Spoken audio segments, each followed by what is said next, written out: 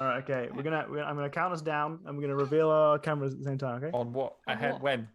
It'll be 3, 2, 1, go. So So I'll 3, go 2, then. 1, reveal. Okay. Yeah. 3, 2, Okay. 1. Reveal. Oh my god! You are not gonna Holy shit! You guys look amazing.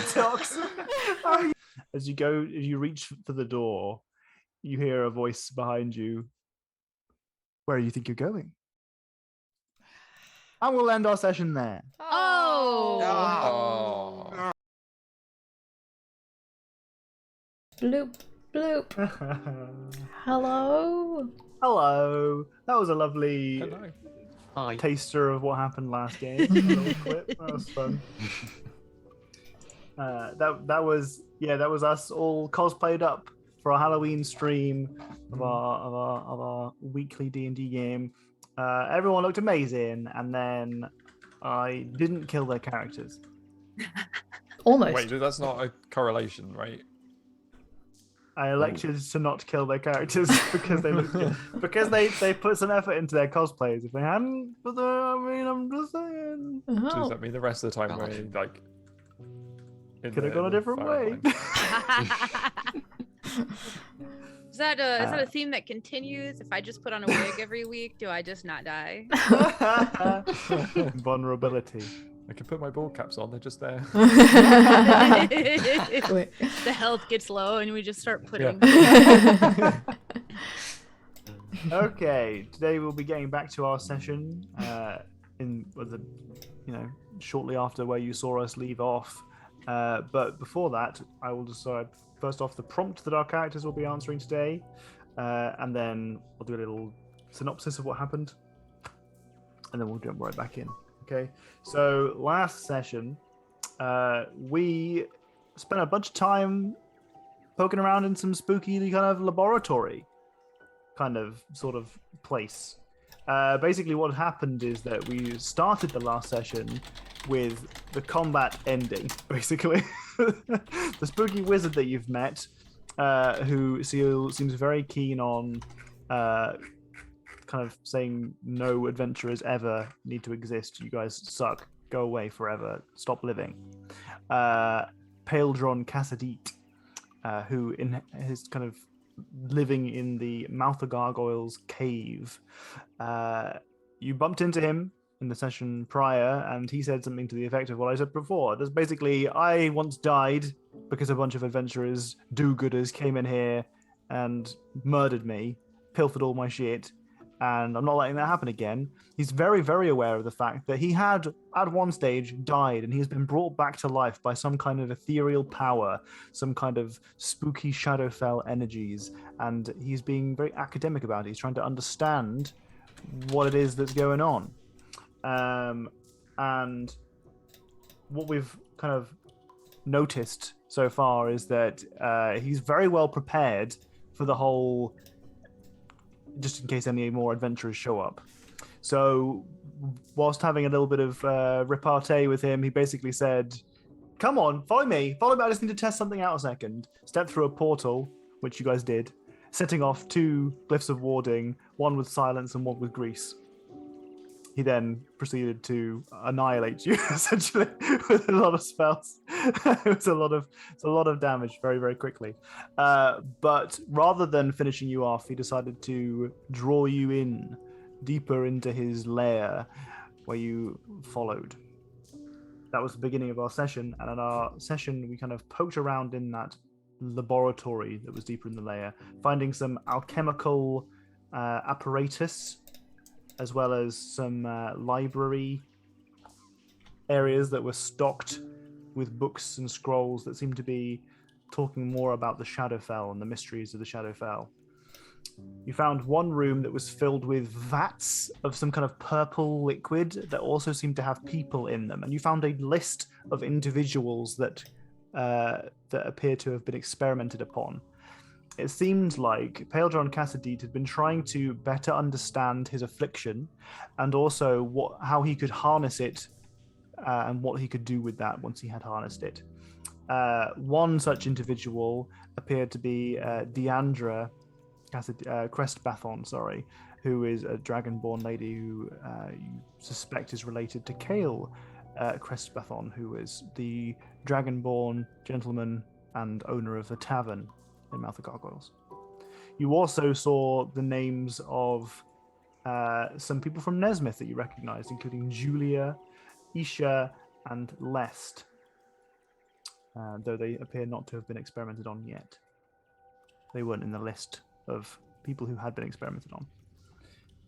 Whilst inspecting these vats, Nurli tried to break one open. In so doing, she was just annihilated, coated, submerged in the experiences and the loneliness and the sadness of someone else who had been subjected to many miseries, and in so doing had to make a saving throw against a madness check. Failing that, unfortunately, she was afflicted with some short-term amnesia. So for now, Nurli is not super aware of who she is or who these people are. We had a lovely roleplay moment where Haiku and Nurli reconnected somewhat after Haiku used Nurli's real name. But essentially the outcome was something to the effect of Nurli being like, this place sucks. I want to go. Understandably. We also had Haiku suffer from some short-term madness effects and is now, for a short time, very much attached to his lucky charm, or their lucky charm, which is their turret. Their turret that can only last for 1 hour at a time, and must be used like, was it a couple times a day you can summon that turret? I can use it once, or I can expend a spell slot. Oh, okay. Yeah. Interesting. Okay. Well, whilst escorting Nurli to the exit, past the hanging carcasses that were being drip drained into the river on meat hooks, you got to the doorway, tried the handle, and heard a voice from behind you saying, "Where do you think you're going?" And that's where we ended our session. So, let's start with Nurli today. What skills does your character wish they had? Interesting question, considering she's not entirely sure who she is right now, and you are muted. Being able to remember who I am would be nice. That would be a skill I would like to have. I think, thinking from before the loss of self there, I think something that she is like admiring amongst like the people around her is the sort of like sense of courage that Oro has, and so she like wishes she were a little bit more like adventurous in that sense, like just had the capacity to like push away the fear and be brave like that. Get shit done. Mm-hmm. Get shit done like Oro. That's a good question. Very cute. Very cute indeed. All right. Haiku. What skill does your character wish they had? I think it was mentioned a few weeks ago with the xylophone. I think Haiku wants to have the dexterity to play an instrument properly. They're not very dexterous. Mm-hmm. They're big turtle fingers. Big turtle fingers. Okay, that's very good. Okay, so you think just being able to play a musical instrument would be something that Haiku would like to do? Yeah, and not in the cheaty manner where like it's magically played or to Right. some overly complicated machine to do it for them. Do you think that's something that they would ever make any effort to pursue? Possibly. It's just a time thing, isn't it? Is it one of those things where your character's just like, yeah, one day I'd like to learn to speak Japanese or whatever, and it just never comes around? Yeah. Every time some free time, it's something else needs doing now. I'll do it next time. Okay, cool. How about Randall? What skill do you think your character wish they had? So I think on a similar vein, probably any kind of musical skill whatsoever or musical talent of any degree. Right. Do you think that would make Randall more bardish? Yeah. Yeah. Is that something that Randall like aspires to, or is envious of, or in any way kind of sees himself in? I don't think he sees. I think it doesn't quite see himself like that, but he has like lots of memories of listening to like bards who are coming through town and stuff. And so maybe there's like a bit of nostalgia for that kind of, cold winter evening with the fire in the tavern. That's cool. I like that. Oro, what skill do you think Oro would like? It's actually pretty cute because Tom told me this question before we started, and I was like, "Can I pick spell casting as an option? Because Aura would want to be better at spells, like Neurali, because she feels that Neurali is really useful in fights and really like helps all the time." And Aura's like, "Oh, I wish I was a little bit more helpful." And when you picked me, I was like, "Oh, it's cute." Didn't realize. That's really sweet. Do you think that's something that Oro would ever try to? Because I mean, obviously, Oro has some spell casting ability. Yeah, but they're not like that helpful, really. She wouldn't class them as Okay. that helpful. Is that something that you think she would aspire to chase at some point if she had the time? Yeah, if that option was open to her, yeah, I think she would probably pick something that was useful. Yeah. Okay. Right. Cool. Well, that was a very, very insightful prompt clock, as it always is. Prompt o'clock. Prompt a Pardon clock. me, prompt o'clock. But as I said, we start today's session with a voice from behind saying, "Where do you think you're going?" You each turn around, and though you notice a couple of things initially. You notice first that the door to to the left here, or to the west, you're all assuming you're all here, is slightly open. You can see that it's a little bit more ajar than it was previously. It was previously sealed tight with no lock. And now the little button thing pops in and out. But you can also feel that the temperature in the room has raised quite significantly. It's got toaster in here, almost like you are stood next to some kind of like a Bunsen burner or something, like some kind of brazier. The voice is coming from the north, but you can't see anyone there. You can hear quite clearly that it's the voice of Paeldron Cassidy, and you can also hear some breaking of glass beyond him. Oh no. I choose to not believe. Is there like is it like echoey from behind you at some indeterminable distance, or is it like you can hear the voice coming from, like, based on how you're used to hearing sound, like this region kind of thing? But the difficulty with being in a cave is that localization of sound is not amazing.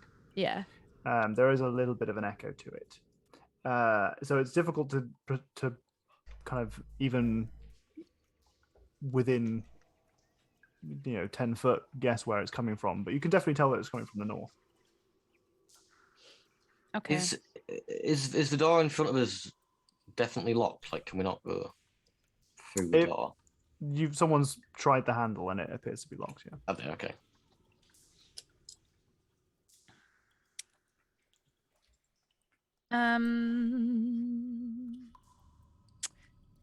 I'm going to, well, I don't think she would prepare anything, but I think the way that it would probably happen is it, like, as soon as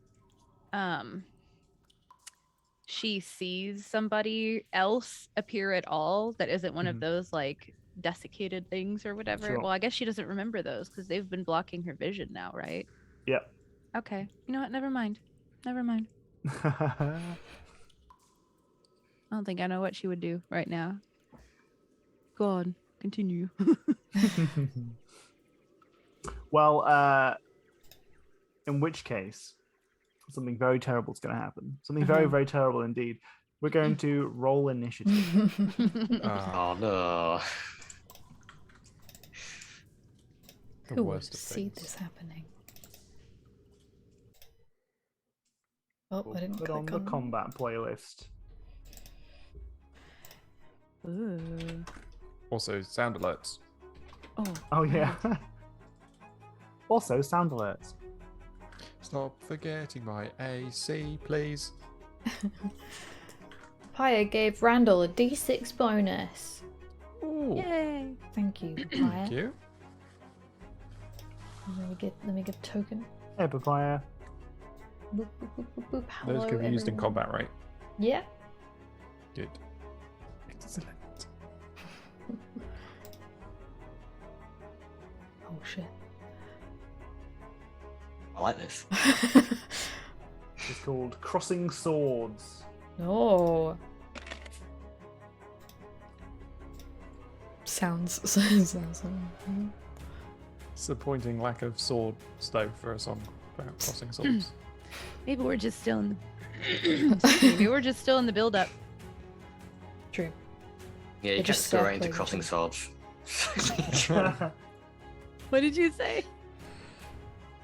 Yeah, what'd you say, Damn, Jack? I didn't Say it hear it. again? Well, I said you got to warm up. You have to go Oh. straight into it. You can't go That- into that it makes with sense. swords. Yeah. True.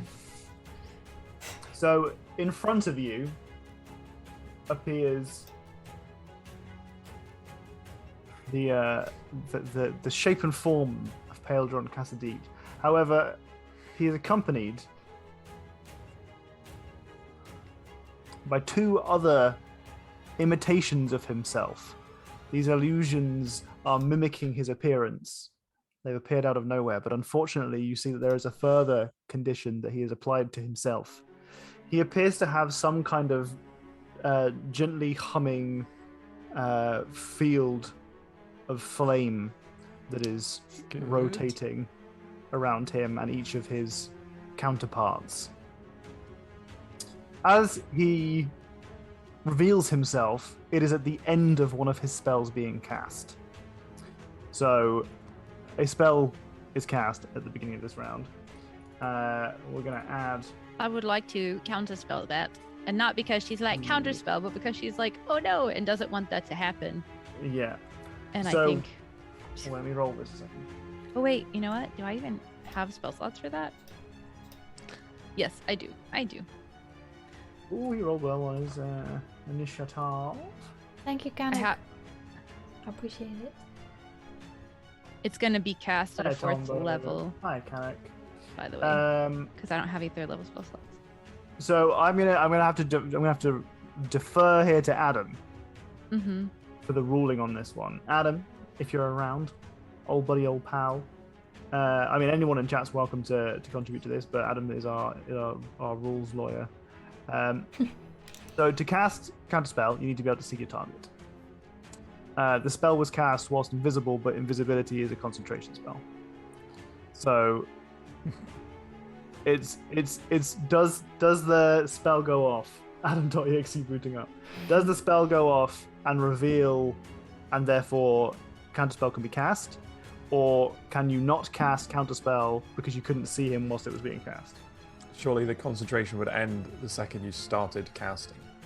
That Because is you a valid immediately- argument, and that is why I want the opinion of everybody. That's a good take, because I would also think that you would lose concentration on your spell as you start to cast another spell. Not Yeah. necessarily, because you only lose concentration if you try to cast another concentration spell, but with invisibility specifically, it says when Yeah. you do something, you are revealed, unless Oh. it's a higher invisibility. Okay, so that Oh. that would suggest to me that the spell goes off, then you lose your invisibility. Let me click invisibility. Adam is spoiling upon startup. Spooling. Spooling. That's a great word. Spooling. Hanoka. The spell ends for a target that attacks or casts a spell.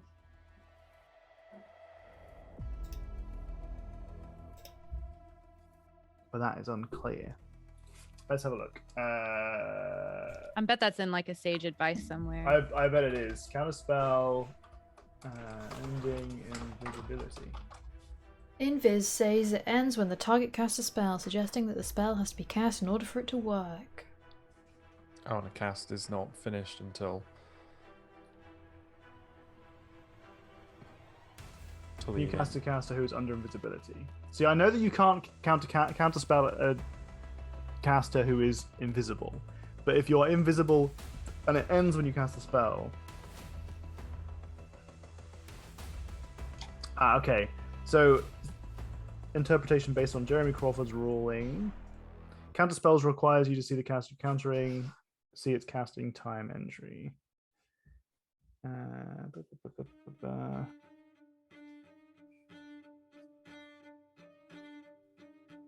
Oh, there's no clear rules for it. Does he Interrupt say the that? counterspell. Oh, No, he says counterspell requires you to see the spellcaster you're countering. It's in the casting time entry, but that doesn't answer. It depends the whether you've thing. cast the spell as you start casting it or once you finish casting it. Because that makes it sound like they have to finish casting the spell, then the spell is casted, and then that counts as invisibility. This is because you become visible after casting the spell, therefore you cannot counterspell. Our rules lawyer has rules. Yeah, that's a good point. I think if it was a concentration spell being swapped for another concentration spell, that would be different. and Jeremy did tweet about it. Counterspell requires you to see the spellcaster you're countering, see its casting time entry. So Yeah. I think that's what he's saying is like he's not answering. Yeah, he's not answering our question specifically about. No, he is. So the tweet, somebody tweeted him and said, a spellcaster affected by invisibility casts a non-concentration spell. Can he be counterspelled? And the way Jeremy's answering is saying like, no, counterspell requires you to. He doesn't say the word no, but he's like, counterspell requires you to see the spellcaster you're countering, see its casting time entry. I feel like if he were saying it could be, then there would be like a clear yes there. His answer is like a no, it can't happen because here are the rules. I think is what he's going. So she can't actually do that. That makes another fair point. Just like you get advantage for attacking the first time after becoming visible. Okay, never mind then. Okay. He gets to spell. Spell goes off, but your reaction isn't used, nor is the counter spell. Okay. Because you simply don't have the time to even consider casting the spell. Yeah. Glad we cleared that one up. We've got that in our now I know. book of rules for future. Mm-hmm. I spent some time thinking, how can I get around counterspell? You did this to me, Katie. You did this to yourself. I did. So we are going to get a crackling bolt of lightning that shoots from A to B. Those go great normally. Those go great normally. Luckily, we aren't in a straight line exactly. Not in a super straight line, yeah. So we're going to get two people making dexterity saving throws, please. Who are those two people? Oh, sorry. I thought you could see my ruler. I wasn't paying attention. Noro.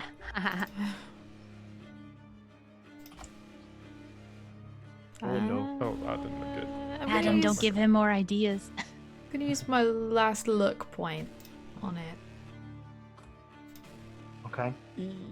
I'm gonna. You know what? I'm gonna use my D6 already. You know. Yeah, I kind of want to use my D6 as well. Yeah. I think that's a good idea. Oh yeah, that went great. That's good. Yeah. Okay, well that's just. There's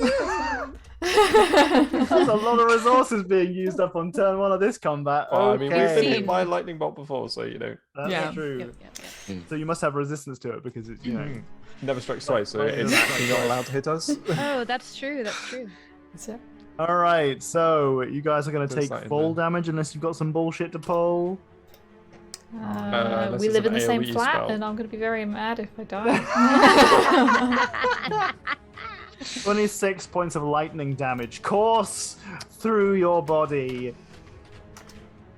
as a AoE, so I bolt can't evade is it. cast from across the room. The wizard reveals himself, showing him his two counterparts, sheathed in flame, magic at their fingertips. As I said, you could hear the crashing sound of glass in the background to the north. Do we see all 3 of them do that? Yes. Do the spell? Okay. Yes. We move along with our turn order. How many chins to redeem to summon an NPC to help the party out? None. Adam, none. It's my stream. Just one channel point's fine.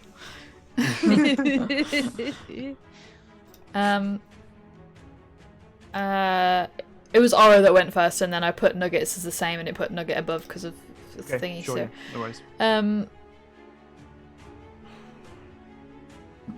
Yeah, Boots was here. Boots has got an electric shit ton of Boots is chins. away this weekend. Damn it! Ah, shit. It was planned. One weekend we needed it. Does a lightning bolt count as an area of effect? No. I don't think it not does. Well, you don't target someone specifically for lightning bolt.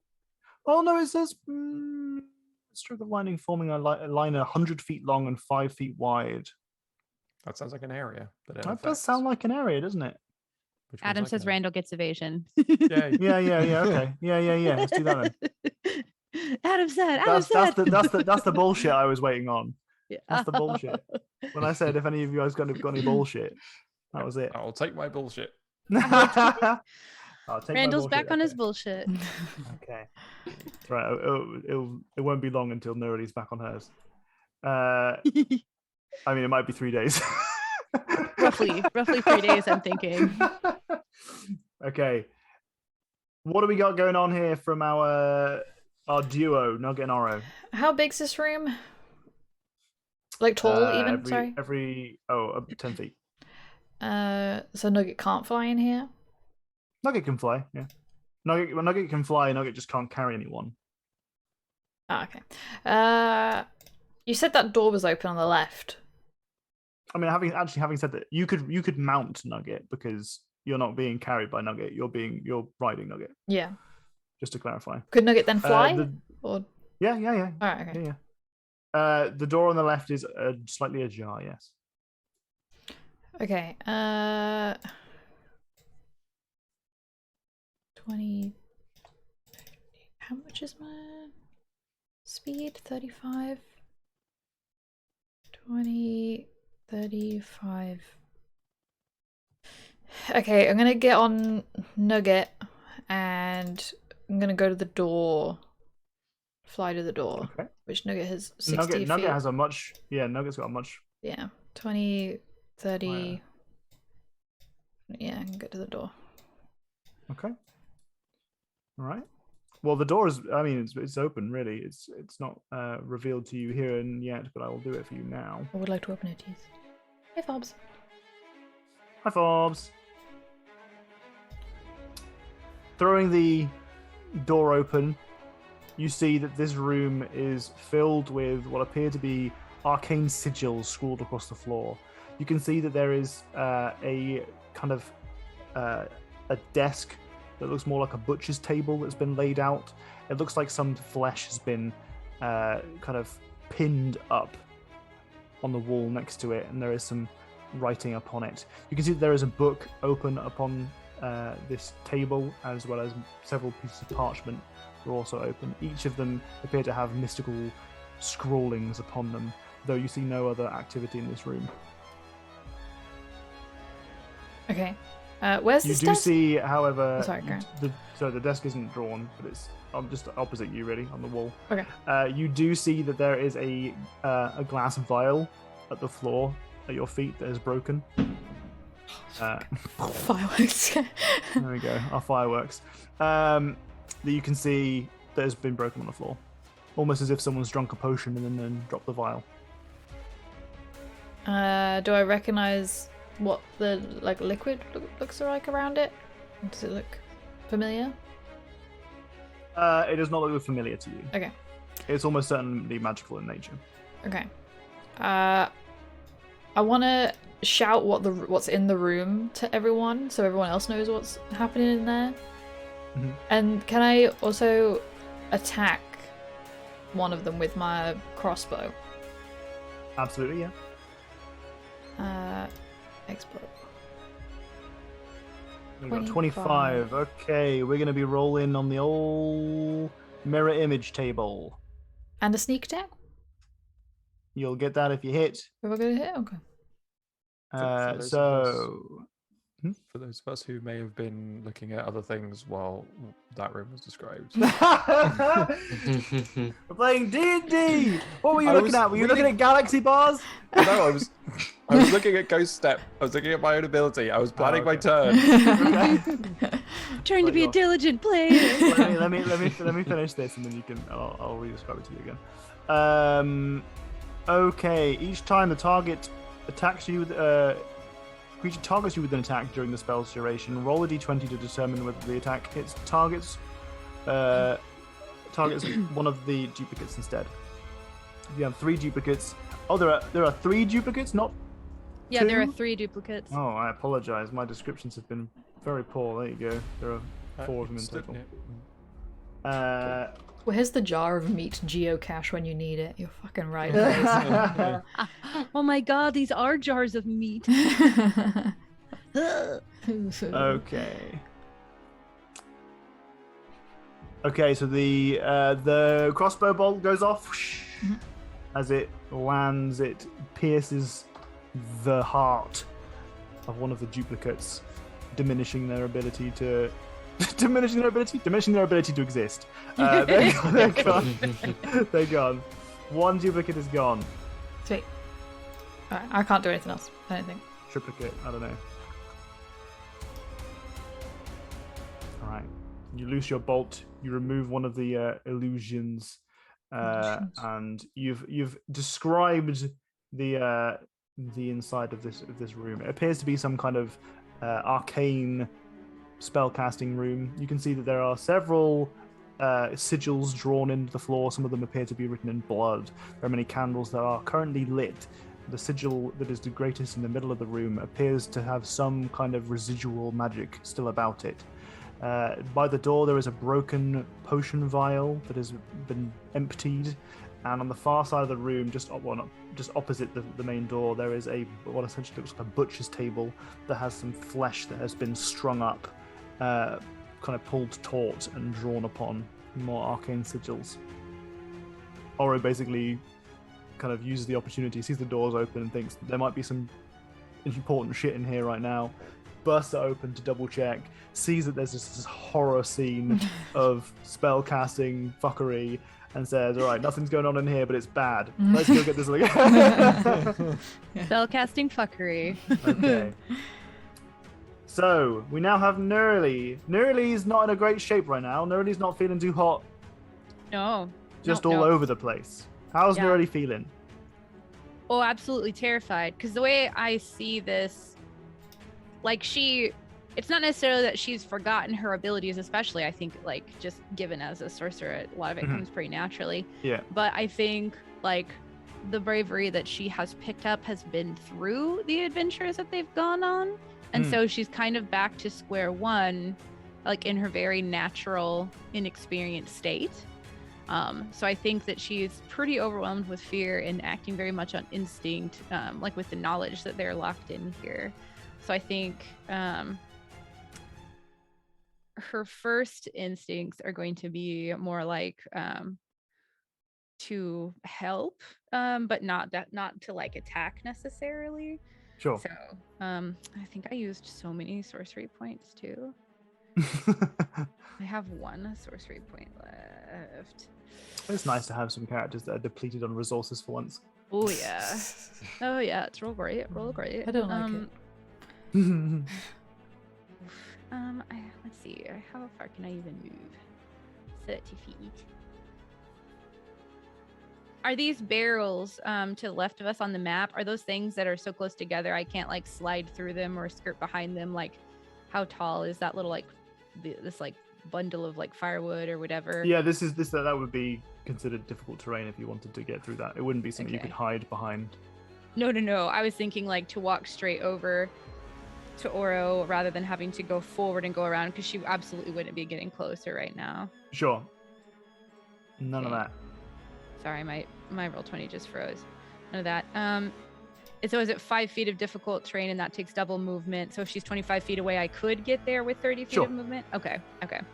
So I think she like kind of like skirts around through and like back here, and is gonna reach over actually physically, and do a heckin' cure wounds. It probably looks different than it usually looks when she's casting spells. It's very much more of like instinctual and reaching out and kind of like patting on the area and doing stuff like that, much less graceful. Sure. Mm-hmm. And I have Do to you think it's an interesting question? Do you think this music, not this music, this spell manifests itself in a different way than your usual spell casting? Yeah, I think she's kind of like, there's like burnt crackles, bits of like skin and stuff like that, and instead of like very gently like hovering over the area, she's probably like touching directly on, and it's like almost like there's like a second of like pain before the spell finishes, and there's just like a little bit of like a silvery light. Like she doesn't really realize how much she's putting into it. She knows that she's like tired and has been like drained, and that's part of why she's been so scared in these last couple of moments. And so it's just kind of like burst of light over and done, like grab the worst areas and kind of like. I really like the idea of, first off, you using just your innate spellcasting ability, and in so doing almost like using too much raw power and almost like burning somewhat as you cast the spell. But also I really love the idea of you taking your hand away and there being a very slight silvery like handprint where you had it. Yeah, that makes sense. Okay, cool. So you're casting a spell? Yeah, big spell. 4th level cure wounds. Oof.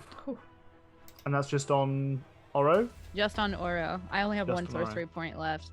I didn't even want to distant cast it, so so that's 26.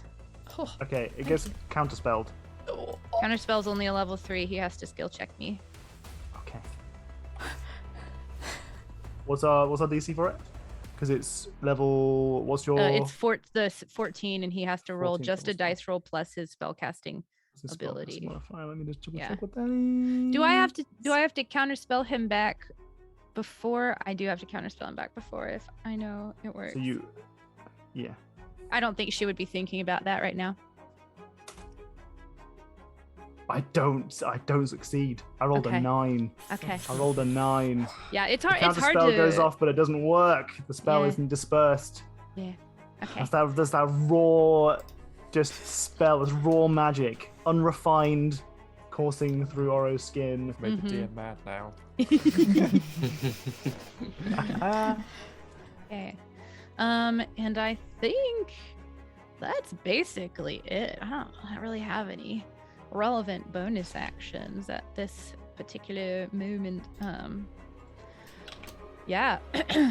So, and I don't even have any more movement. It took everything to kind of like scramble over that stuff in the middle. So she literally just like scrambles over there, kind of shaking, reaches out, like bursts a bunch of like healing energy, skin kind of like uncrackle, dries. There's like a handprint. And she just kind of stands there like.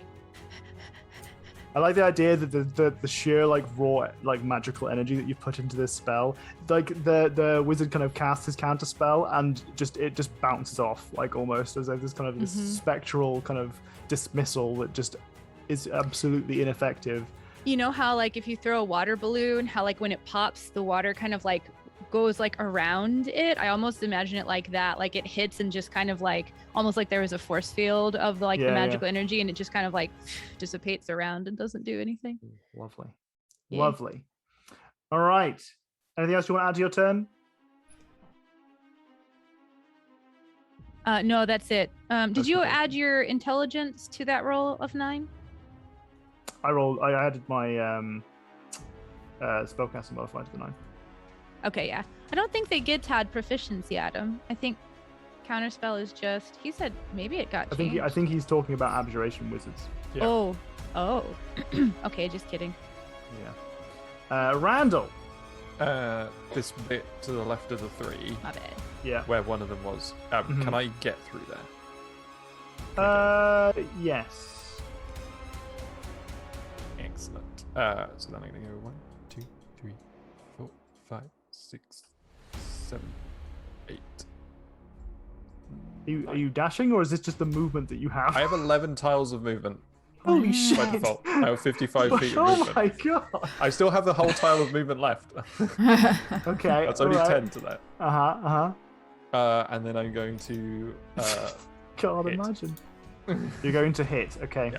That's. He's my almost claim. twice as fast as me. Just like the flash. Boy.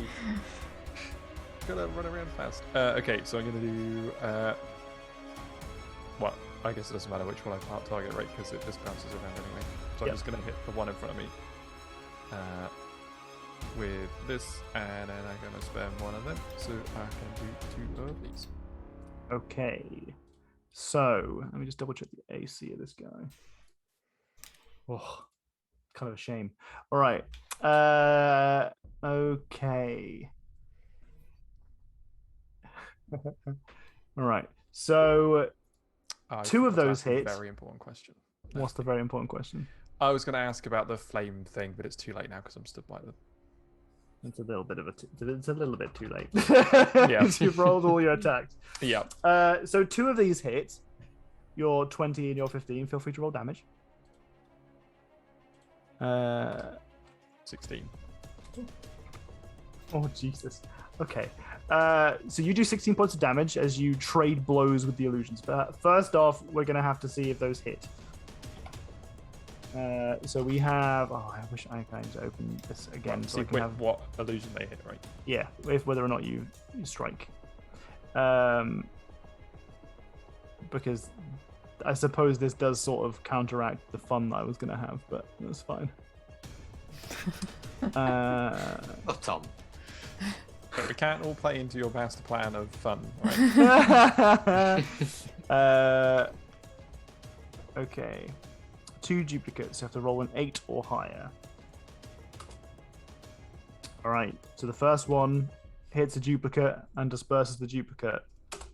Afterwards, with 1 duplicate, you must roll an 11 or higher. Okay. Well, okay. So there is 1 duplicate is eradicated. The other one does not. But you managed to successfully hit him with the second. However, doing so lets off an eruption of fire, Thought this might happen. and you take 13 points of fire damage. Is that an AoE? That is not an AoE, no. But it's an AoE. It is whenever a creature within 5 feet of you hits you with a melee attack, the shield erupts with flame. The attacker takes rather than people in an area take. So you take 13 points of damage. Who Okay. his?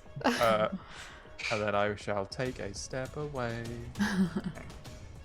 It's almost a shame that you didn't hit all of those attacks. So I could have just killed you with your own attacks.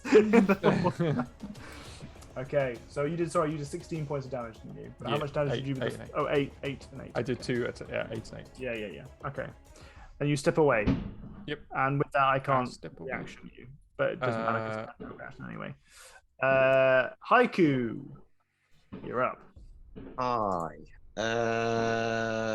Right. I'm going to use a spell slot to redeploy the cannon. Okay. Not the flame thrower, but I'm going to go with a different one. Did you not say specifically that all of your turrets have different names? Oh yeah, no, yeah. So you're fully aware that by doing this, you are not going to get your disadvantage from your lucky thing removed. Yeah. Okay. All right. You've made your The choice. turret doesn't have disadvantage, right? Which one are you making? The protector. The protector. We Yeah. don't have a good icon First for that. one. No, Put just this use one down. the other one. You put your protector turret down. Attack or attack. Yeah. Tech, Uh, tech. Then with my bonus action,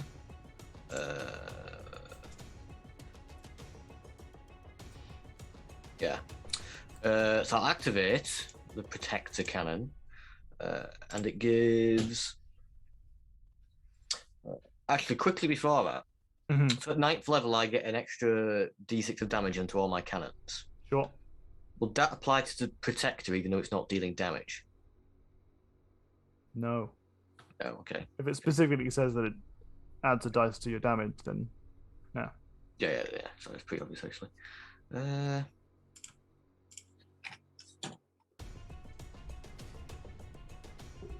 Everyone within 10 feet of the cannon gets 6 temporary health points. That's not as effective as I thought it would be. I mean, you've just given that to yourself, Nurily, Nugget, and Oro, And the cannon. Protector. and the cannon. Nice. It's like everybody, the whole party. Well done. That's a Oh, you know, you go running off. Randall.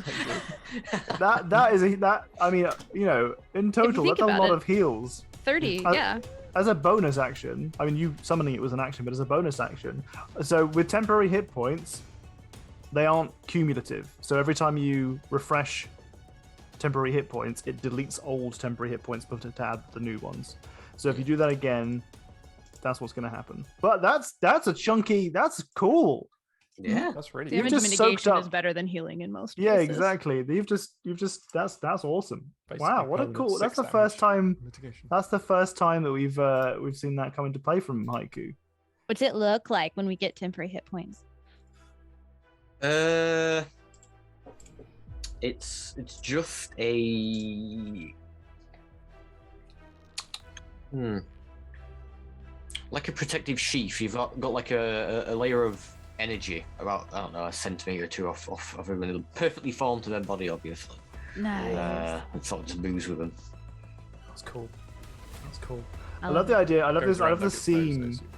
nose, I love the scene where Haiku just like whaps out one of the turrets. The turret just like it moves over there and does like a little ooh pulse that kind of just envelops each and every one of you, and you kind of all have this little ethereal shield around you. That's awesome. Okay, cool. Well, Haiku uses their turn to protect. Anything else just, you want to he do or attack- say with your turn? They attack. Nope. I'm gonna move. Just gonna move there. Now I'm done. All right. Okay. Well, another turn. And we get to the top of the turn order. Now, unfortunately, I don't have good tokens for these guys, so this is what you get. I feel like I might have positioned myself badly now. Yep.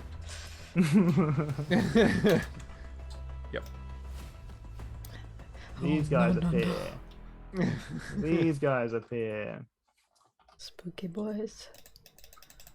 So these are the Spooky. purple spectral husks of the individuals that you saw in the vats previously.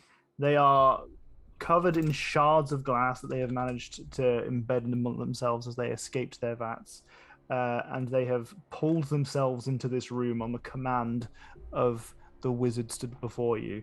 They are not spooky ghost people, but they are kind of dried out carcasses of people who have a purple tinge to them thanks to the liquid that is still draped across their body.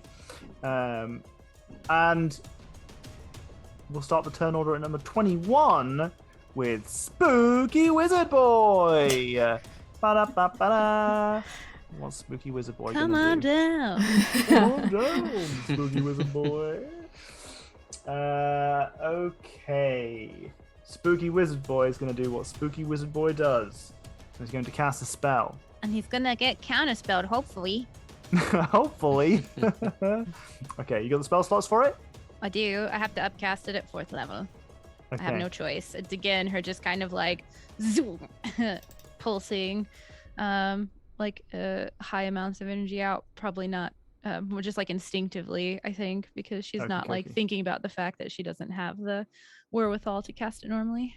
Okay, well, he tries to cast his spell, notices that it does fuck all, despite the clearly very distraught spellcaster on the other room barely having control of her powers. Mhm. He is neutered, and he swears under his breath before not running, but kind of disengaging backwards. bringing his duplicate with him without leaving range for threat. Threat Um, purposes. And he says, "You adventurers ruin everything. You didn't have to come to my lair. You didn't have to come in here. You didn't have to die today." And Oro's turn. Sounds like big talk for a man who's running away. You get back here. Me and Nugget are gonna fly over here. Please be careful of the flames. Well, you have a healing potion, right? Possibly. I think remember. we all picked up one, question mark? I think he might have fed it Not to everyone me. did. I can't remember if I. Yeah, I can't remember if I used. I think you might one. did. Yeah. You I did, think yeah. Somewhat used. Yeah, Someone everyone gave got it to me early. everyone still got have- I one still of the have one. 4, but I think it was Haiku and Oro used one. Yeah, I think it was Haiku. Okay. Oh, that might have been it. Or maybe Neuralise was used on Neurali. No, someone used theirs on there. I used mine, I- and then I think Yeah, I Haiku was did the other too. one. Okay. Yeah. Okay, Because yeah. Randall I- was in I front. used to have one. Ah, yes, Randall was further away. Um. Adam, stop helping. Yeah, but I don't see. I thought about that, Adam, but I was like, I don't want to miss and hit an illusion. Wait, What are we doing here with that? the back seating from Adam? Control yourself, young man. You're just mad that he was giving good advice. Listen, when you're called upon, that's appropriate. Don't go telling people how to play their characters, though. All right, you're gonna take them out of the moment. All right. Hi, Leonor. Hi, Leonor. Can I get around these boys? Because I want to get like in their way of leaving. You're on Nugget. Nugget. Yes. Well, then yes. Okay. Scooting over here. Scooting over here. And Well, there's some sandwich going on over here. that's a beautiful sandwich. Oh wait, no, I'm still on Nugget. I'm just confusing myself. Okay. I want to use my crossbow on one of these ghosty boys, who's not a ghosty boy, behind me. Sure. So you're doing that at melee range. Well, if Would you I'm prefer- technically I on mean, the you're on the mounted. trial You of can give Nugget. a slashy washy. Oh, slashy washy. Mm-hmm. Okay. But if you make a ranged attack whilst someone's in your melee threat range, you have to do so at disadvantage. Okay, I'll do a slashy washy then. Do a slashy washy. With a daggery waggy. Raggery. Careful. Who are you daggy waggy? This first one here. Okay, go for it. Oh, that's a hit. 8 points of damage. And can I do another daggery raggery? It's really difficult to say. Yeah. Okay. Swaggery daggery. Swaggery Swaggery daggery. Okay. And a little sneak attackery. I think we've gone too deep. We were into too this far. at I this need to come point. back. Okay. So I don't know if you can do the sneak attack because you've got someone next to you. Okay. Does your I mean, let's check it out for the sake of learning the rules. Where is Does it? your swashbuckling allow you to sneak attack against people who, like, they're on their own? Well, first off, they're not on their own, and you're not on their own. Yes, it won't work. If Nugget was in a different tile, then yes. But if you're on Nugget, then no. Okay. Okay. Well, you get the first 2 hits, both of them doing a grand total of 13 points of damage. It's a lot. And can Nugget Washy washy. do a hitty as well? Yes. Randall is next to them, but she's not attacking the yeah. spellcaster. She's attacking the spectral Ghosts. husky people from the north. Yeah, these Oh, moves. the husks. White. That's a miss, miss. unfortunately. Okay. Itay. And that's the end of Aura's turn, but Nugget's gonna Okay. try attacking the Yeah. same one. Mm-hmm. 19. Okay, that's a hit. 5 points of damage. Whoa! You're looking at this husk of a person that once, had skin. Probably some kind of nice facial features that weren't contorted in agony. You don't know that. They probably weren't purple all their life, but now they are just a twisted puppet, and they've pulled themselves out of their vats with malice in their eyes, and you've stabbed them down, you and Nugget. They are looking rough. Rougher than they were before. Double rough. But they aren't Rough. quite dead yet. So they once had hopes and dreams and maybe even a name, possibly. Maybe. Possibly. Never know. Nearly. Oh goodness. Goodness gracious. Oh goodness. I believe she is still far too scared to get any closer at this point. So I'm going to have to use my very last sorcery point. I'll have to get a little closer, but not all the way closer. To cast Cure Wounds at a distance. For Randall. So how far away am I? Oh. Did your character sheet break again, Randall? Did you have to fix your armor class? Yeah. I had to make it 15, but it's 17 at the minute because I attacked. Yeah. Very, very crazy. The battle cries should be things like, "Have you seen my husband? Is it much longer to wait for the healer?" Oh. So in a kind of similar display, and because this is my last sorcery point, she kind of like takes a few steps forward and just like almost like Hadouken style, just kind of like shoves her hands forward very like aggressively, and I'm gonna have to cast Cure Wounds at level 5. Holy moly! All the way. All the way. I would roll a 2 and a 1 when it's my very last sorcery point, so I cannot use a sorcery point to re-roll the 2 and the 1. I mean, it's still 28. It's still 28, but I'm disappointed. And it's just kind of like, it's almost like, it looks like how we often describe fireballs, how there's like a thin streak of light, but it's like silvery, and she like aggressively shoves her hands forward, and there's just a little thin streak that beams out over to Randall, and kind of like almost like impacts, but with like light. It like flashes, like there's like a bright flash behind you, as this like kind of like radiates through you. I love the idea of you getting hit by a projectile, like a physical projectile almost, healing, and you just Yeah. go, "Oh, oh, oh." That's the shit I do like, actually. So it's just like this flash of light, and then you just kind of feel almost like the same like restorative energy kind of almost like crackling, coursing through you, instead of like a nice wash in a gentle way. There's very, very much a lot of like urgency behind that.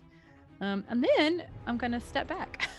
From that, like just with the Doop. like the tense music going on from the combat as well, I just had this like, I've got these movie scenes playing in my head of all of the stuff that's going through combat. I've just got this picture of Nerly just like screaming like, "Ah!" because she's been beaten up a lot today. She's feeling really rough. She barely knows how to control her magic. She's just like, "Ah!" It's this like a beam of energy goes into you.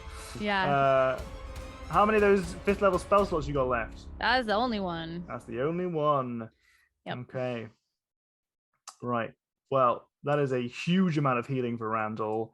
That is a big old expenditure of sorcery points and spell slots. Yep. Nobody's running on fumes. She truly is on fumes, yeah. Okay, right. Well, we'll move on to Randall's turn. When feeling, Randall? I hit this the illusion, or hit the real one, and it Mhm. exploded in fire, did I see? Could I tell that it was like directly back at me, or did it like, could it have possibly been like an AOE thing? You From, were like, Randall's certain that it was from Randall's perspective. It was such that you had to punch through fire. Right. Okay. to land a blow. So it was ow, fuck, or like because you were hitting with your quarterstaff, but also your unarmed strikes. But in addition, as you were doing so, your vision is impaired somewhat by these flames, and the kind of the illusions of duplicates are shifting in position as well. So it's hard to determine who it is exactly that it was that you were trying to hit, which is the real spellcaster. Okay. So Ranor is going to kind of like take a breath from being healed and then like pause and it's just turn ethereal from head to toe such that he can whoop-de-whoop through. Yeah, big old whoop-de-whoop. And it's going to whoop through everyone to this position. Oh my god! Possibly. Surrounded by all of the horrible spectral carcasses. Yeah. Yes. Although that may still trigger opportunity attacks from possible wizard boys. Possible wizard boys. I don't think wizard boy can make an attack of opportunity against an ethereal target. What does your description say for your item? I think it's ethereal. I hope I think it was the wrong word. So it's ghost step. Oh, incorporeal. Sorry, not Or ethereal. incorporeal. Wrong word. But it would use his reaction. Adam, stop helping! Yeah, so if you're incorporeal, then no physical attacks can do anything to Well, you. it's only resistance to bludgeoning, piercing, and slashing damage from non-magical attacks. Oh, okay, so But it's not incorporeal like- is a flavor thing, not a... Not an I effect guess so. or I don't status. know. Yes, right, can't be grappled or restrained. Okay. Yeah. Okay. But I can Yeah, move so you through can still take attacks, but you would have resistance to them. Regardless, he does not make an attack of opportunity against you. Damn. Oh, there's no spells left. But okay, I will begin the whackening. Wait. The whackening. Oh Shotgun. no. I'll hit them. That is a bonus action, so I cannot do other fun things. Actually, I can do that. Okay, so I will do some hits. I'm going to hit the one that Oro was hitting first, and then Okay. the one Mhm. That's a hit. to the left of me, and then a wee little bonus. There was a crit in there. That's nice. And a bonus against the top one. Okay. Can you make the So- bonus? Wasn't the bonus the ghost step? Oh, sorry. Yeah, no, I Not can't the do that. bonus. You're right. Okay. Sorry. Okay, so the first is what the 19 does the 9 damage. That's the one that Oro hit, the below one. Yeah. below me. Okay, so you put down the animated carcass of whomever this was as they fall to the ground. You swing the walking staff and round a critical hit. Do you want to roll the damage for that? And also a 1d100. Is that right? And also roll your 1d100, yes, please. Come on. 61. Bleeder, 1d6 bleeding damage per round, extra damage die. Oh, Whole extra damage. Nice. That's another 1d8. do that level. Wow. Ah. But also a Oh, 1 extra d6 damage. of bleeding. Or oozing purple goo, as the So case may be. they'll take down their turn. If they're- Yeah, and then I'm gonna spend a key point so that I can do a death strike, because that is not a bonus action. Okay. So I can do another 6 damage. Okay. Nice. Oh my goodness, that's a lot of damage in one go. Oh, Okay. Well, your critical strike. Do you want to describe how you annihilate this one poor peasant? This is an old lady, or was an old lady. It is Was an now old lady. anyway. Suddenly it's an old Yeah. lady. This was an old lady. Her That was just skin there. pulled They weren't back even. and They weren't taut. even all purpley. No, they're not. Just Oh, all- no. Is this the bus stop? Is this the most I've got bingo in an hour. We could go. So like off the back of like maybe the first one was like a jab in the back, Mhm. and it was like from that like a swing into like a whack, like full twist, and like whack with the same end again. I love it. I've got this wonderful scene in my mind again. I think that the battle music's just turning it all into a movie for me, which is the best way to describe D&D in any case. First off, I love this idea of you already being surrounded, but then you kind of falling away almost into like part mist and just forcing yourself through multiple people to reappear and then just take out 2 people. I love it. It seems very purposeful and orchestrated. I like it. Okay. I did it on purpose. 100%. You got anything else you want to do with your turn? No. Okay. No, I haven't Well, done it. yeah, this person actually gets a go, unlike all of the other ones. And Do they have launches do they have themselves magical at you. attacks? They've got attacks. Okay. 22 versus AC. That is a hit. As a hit, it's just bludgeoning damage, not So I magical think I have bludgeoning damage. resistance. You do have resistance to it, yeah. Yes. You take 2 damage, but I would like you to make a wisdom saving throw, please. That was already halved. Sorry, I'm good at those. I think sometimes. Boo-de-boo. Oh no, I'm not. I was going to say, if you I'm succeed, then I close. don't have to open the DMG and find the page that I'm looking for, Nope, but sorry. you failed.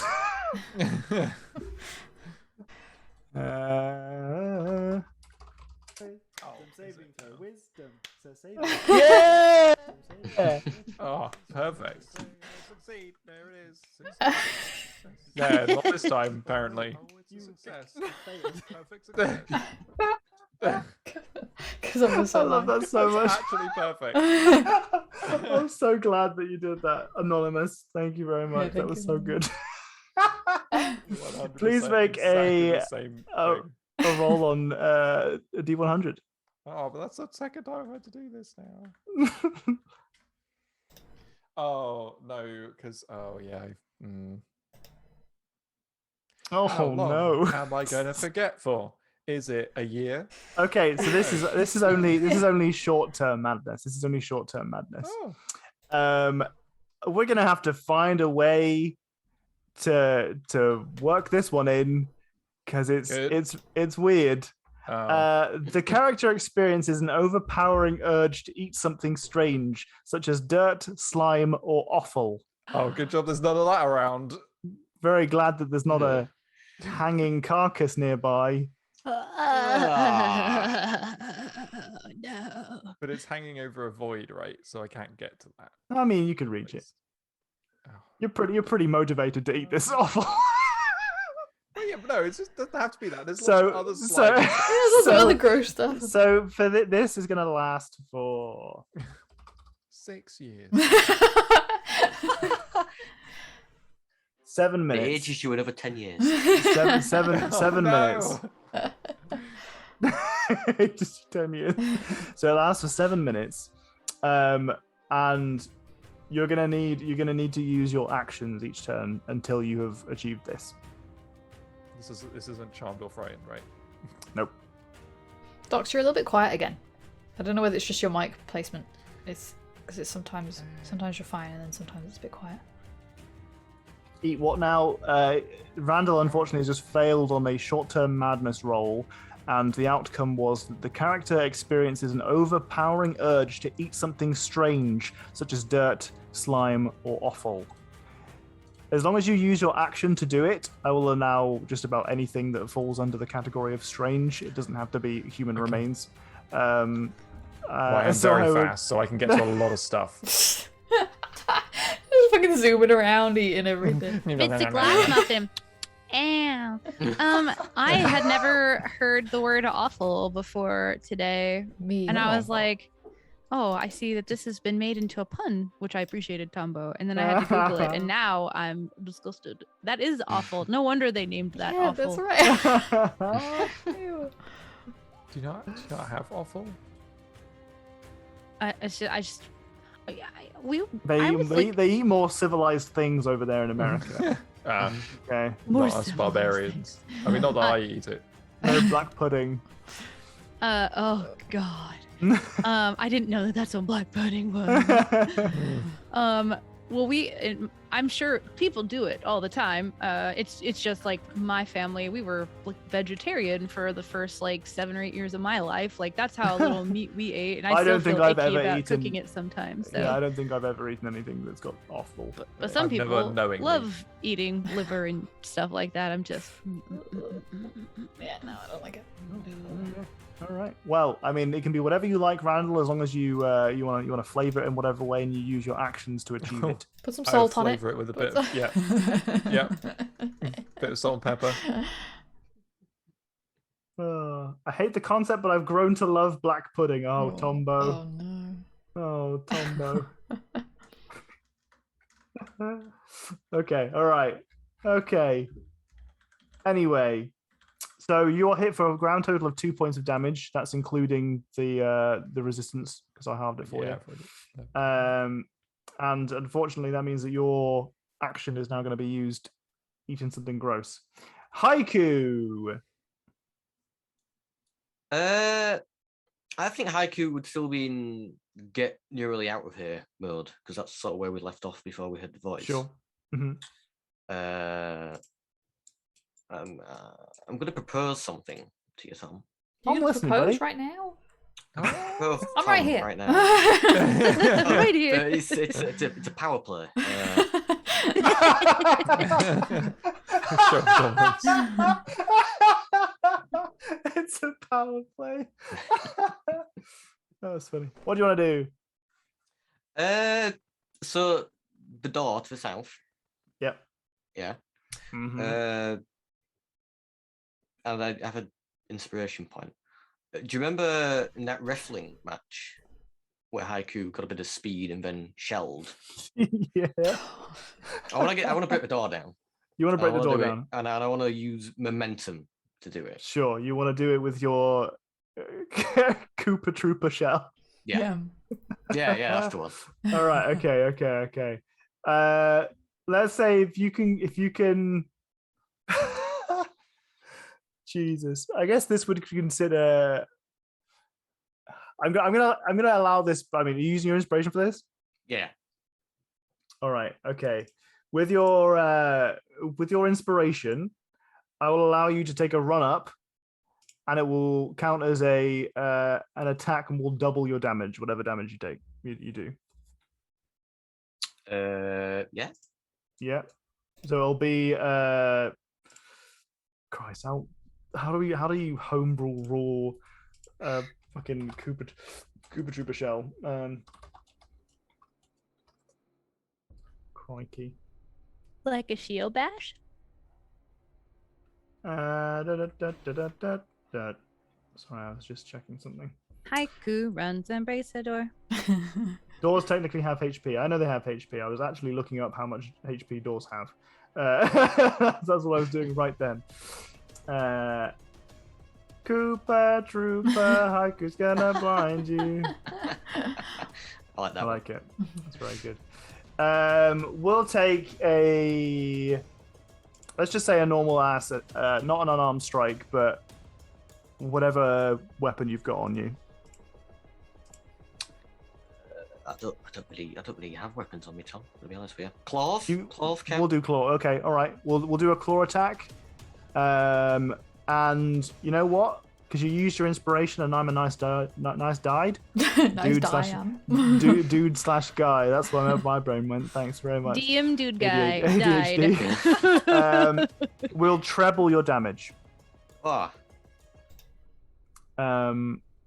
You'll have to make an attack against the door.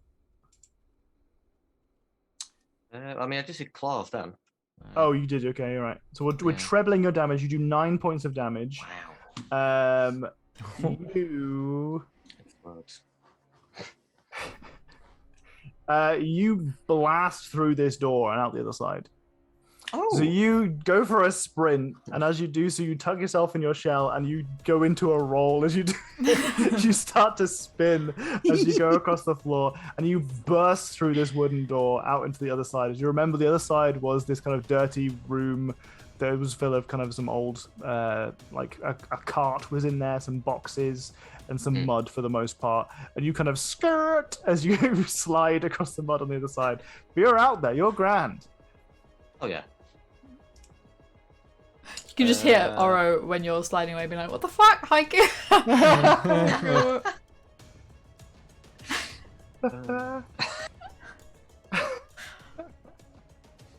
I love the idea of, from everyone else's perspective, it looks like Haiku's like being a wimp and getting the fuck out of there. Yeah, bailing.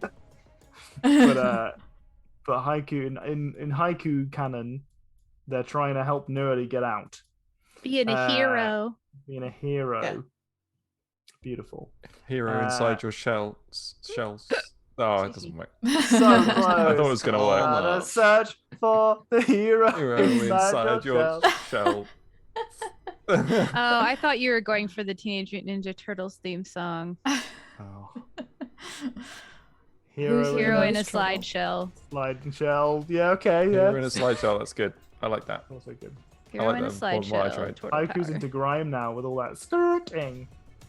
I can't do a good skirt. Alright, okay. Top of the turn order, we've got Spellcaster McGee getting real mad at you, wrecking his shit.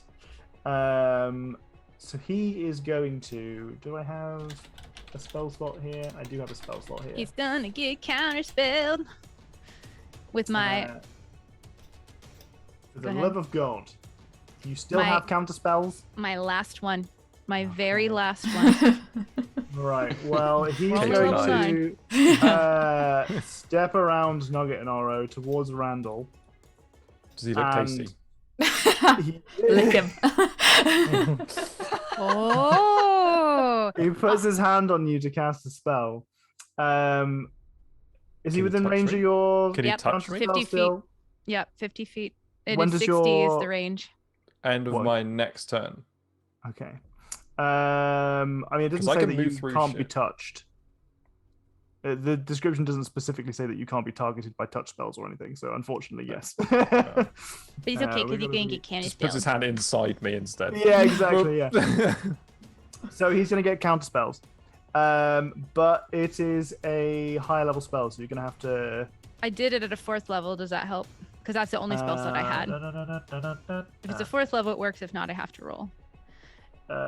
It is a if- 4th level spell. If okay, then it works. It works. And he fucking swears again. Shit! Fucking adventurers! Wait, is that the DM or the dude? Yes, yes. Don't worry, I had my fun obliterating Nerly in the last combat. She's allowed to fight back now. Oh man, what's her uh, counterspell gonna look like? I think it's the same thing, but almost like instead of aggressively pushing forward, it's more of like an aggressive like shielding motion. Like the fear, like when you like raise your arms like to ward off like an attack like defensively or whatever. It's more like that, and it's just like a burst of silvery light again. Lovely.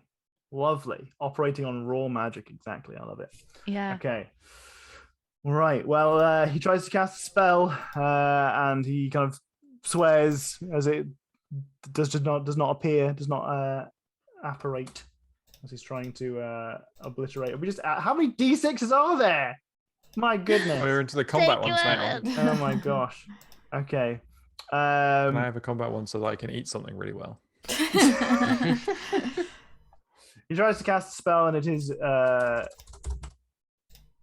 dispelled. It's countered by Nerly's raw magic. He is frustrated and flustered, as you might imagine. But the turn moves over to Oro. Oh, Want to restart the music? oh yeah, restart the music. It's still going. Oh, No. it stopped for me.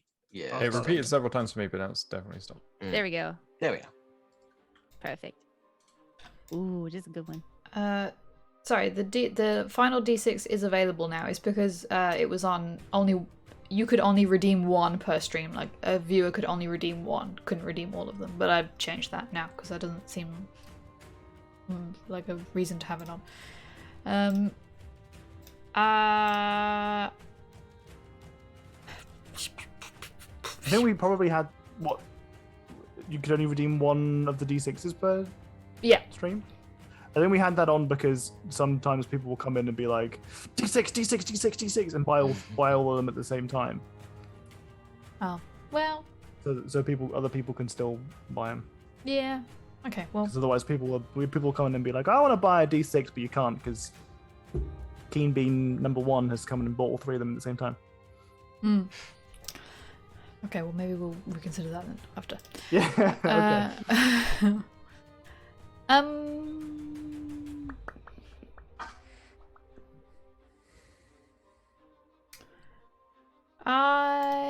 Okay. There's still 1d6 left. I just had 2 of them, so I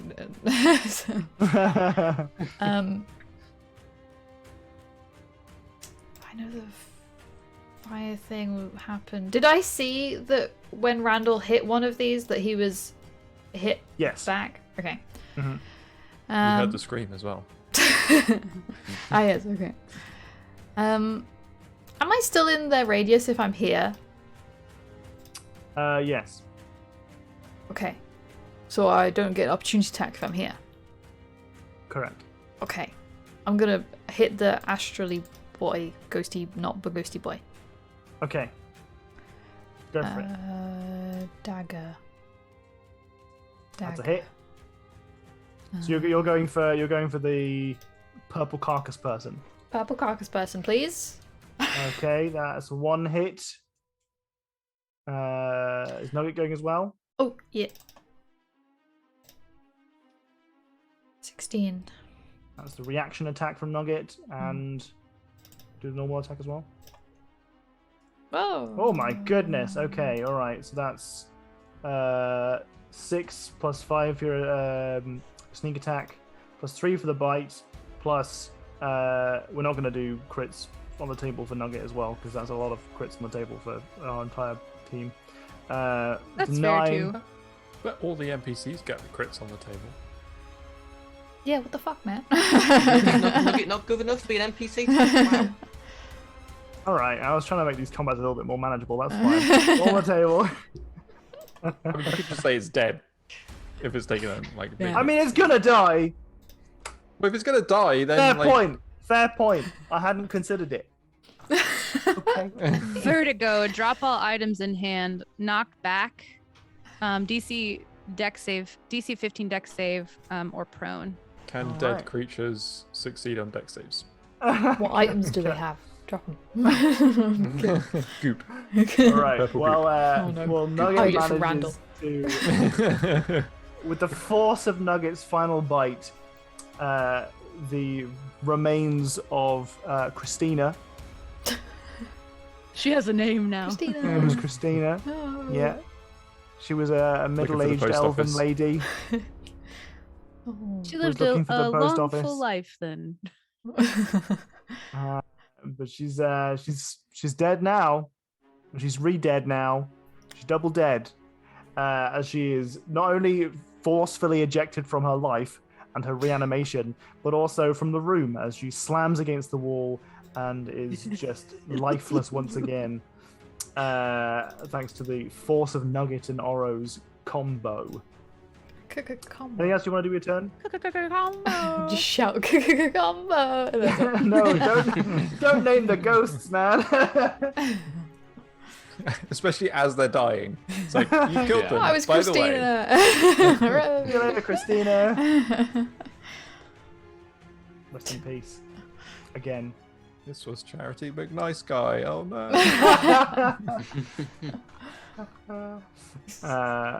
The other one was Elon Husk. No. Sorry, I really liked that. All right, okay. Oh, sorry, I've accidentally skipped past Nerly. Let me put myself back at the correct turn order. Nerly. Oh man. I think she sees the door bust open and is just like, yep, that seems like a good plan. Because she's not got much left for the world. But as a wait, no, I can't do it. I don't have a spell slot for it. Oh God. I I'm gonna guiding bolt and maybe get rid of the duplicate or hit him. We'll see. I'm gonna do it at a second level.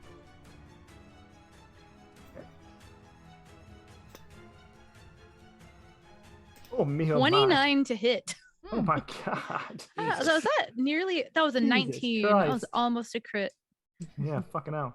Well, you're fortunate that he's out of counter spells. That's him.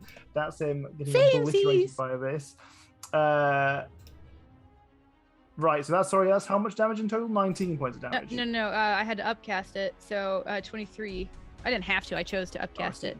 But you get Okay. to roll to see if I hit the duplicate. Yeah. Please don't hit the duplicate. No. Didn't hit the duplicate. I did or didn't? Didn't. Oh. All right. 23 points of radiant damage, please. Right. And- he's glowing now, right? Yeah, he's glowing, and the next attack against him has advantage. So Interesting. So the illumination is both of them. Right. Because in mirror image, it's mirroring the image of whomever it was that cast the spell. So if you hit the real one, the other one also looks identical to them, which is the reason that mirror image was cast before the invisibility spell was. yeah, Because yeah, it reflected the invisibility. it's impossible to track which one is real, is what it Yeah. says literally in the spell description. So you land your spell. hmm You want to describe it? So, the way I see this happening is, again, like very like raw magic. She's like putting like I have nothing left but 2 first level spell slots. This is like the last vestiges of her power. She like looks tired and even more haggard than she did just after everything that's happened, and like wand in hand, just kind of like almost like she's like slashing out at the air, and there's just like a wave that and since it like mirrors a duplicate and you can't tell which one is real, the way I see it happening is like as it gets closer, it like almost like blur vision splits into 2 so that it hits both of them and you can't tell. But the glowing is from like a mark that looks like a crescent, like she slashed the air in the shape of that, trying to mark them. Cool. Yeah.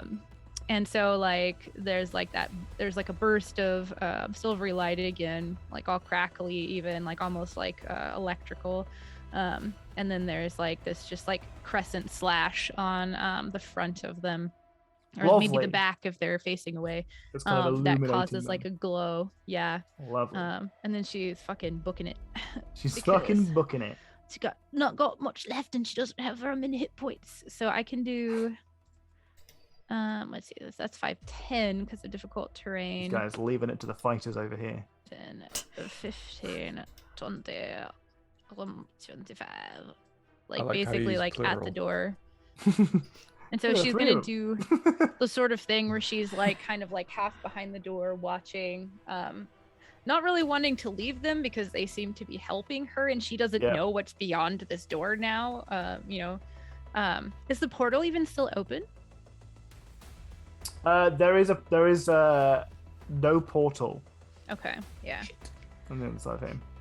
So she kind of looks in the room and it just looks like a storage room to her. So she's just kind of like in the doorway, peeking around the side with her 2 little spell slots and her 18 hit points. Okay. Well, Randall, you've just All right. in front of you, well, behind you now is the illuminated. Doesn't matter. Oh, Don't care. doesn't matter. I Doesn't don't matter. care. Oh, why do I What? care about that? I'm hungry. I'm point. I think I'm gonna need 2 DM rulings on this because I'm I'm listening, I'm still listening. incorporeal, which means I can move through things like this and go boop I thought straight it into this doesn't- room. does it not end? End of my next turn, which is this turn. Jesus Christ! All right. So I just booped straight through the wall. Okay. This room that had loads of like breaking glass and stuff in it. It did have broken glass in it. Yeah. There's probably goop all over the floor now, right? There is a fair amount of liquid. Yeah, liquid goop. Okay, so DM ruling number 1. Given that I Uh-huh. just walked through a wall, Yep. can I scoop the goop? I think you could make 'Cause I yourself feel like it's corporeal gonna- enough to scoop the goop. I feel like it's gonna fall through my hands though. Okay. What's your what's your Well, question? he's- Like, You okay, could be hit by things, you just have resistance to it. You're not True. fully incorporeal. You can but hit I'm incorporeal ghosts. enough I can walk through a wall. Yeah, well, I'm saying that it's a conscious effort for yourself to make yourself incorporeal. If you want the Okay, goop, so you can pick up. So the if you goop. want the goop, you can pick up the goop. okay, so then I start scooping the goop. You start scooping the But goop it's- and then doing what with it? I'm eating it, drinking You're the putting goop. it. You're drinking. But it's not enough. It's not. I can't get enough goop fast enough. So I'm going to use my incorporeal form Uh-huh. to find a non-broken one of these. I'm going to just head straight through it and just start drinking that goop.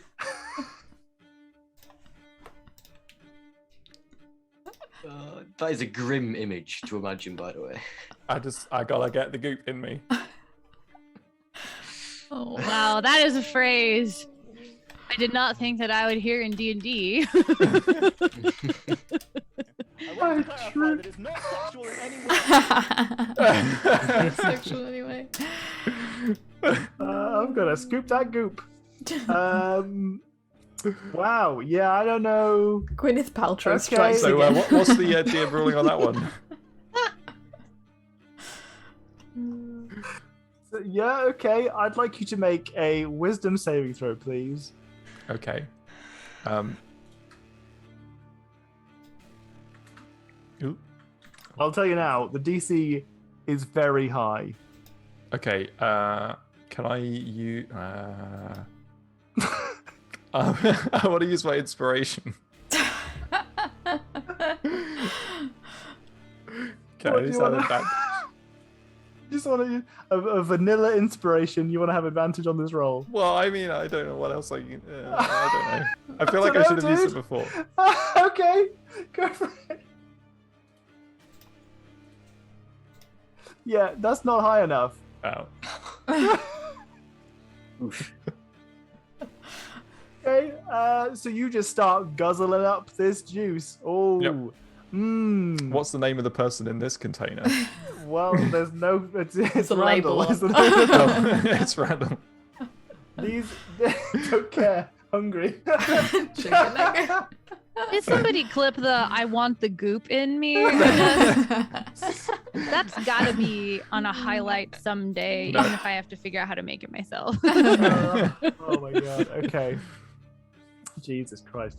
All right, so I'm gonna rule that you found an empty one, Okay. and you submerged yourself in it and just started guzzling. Well, I just like head in. Oh, so you didn't go all the way in? No, I did. I think I considered that, but I think it would make more sense. It was just like head in.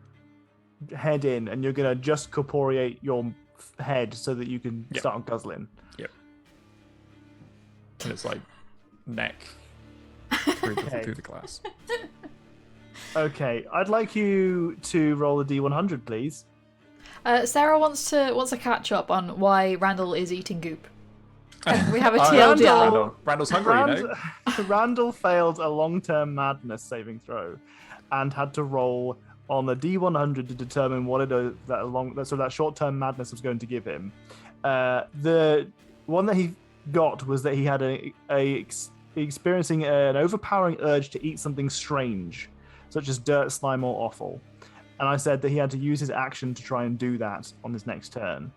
And that's going to last for, was it 7 minutes we 7 said? minutes. Yeah. Mm-hmm. 7 minutes, Jesus Christ. Pineapple pizza is awful, right? Yes. Yes. The other party members don't know what's happened actually because Randall has gone through a wall. Yep. Surely I can hear this though. Surely Oro can Oh, you hear heard. it. You probably heard like some noises, and then, but then like but a he's weird guzzling silence. in a vat. Like he's, Yeah, now he's not weird like silence. okay. There was also Oh my like, god. and then it was just like quiet. Crikey. Okay, right. This is what happens. This is what happens. So you rolled a 67. I guess bone apple tea then.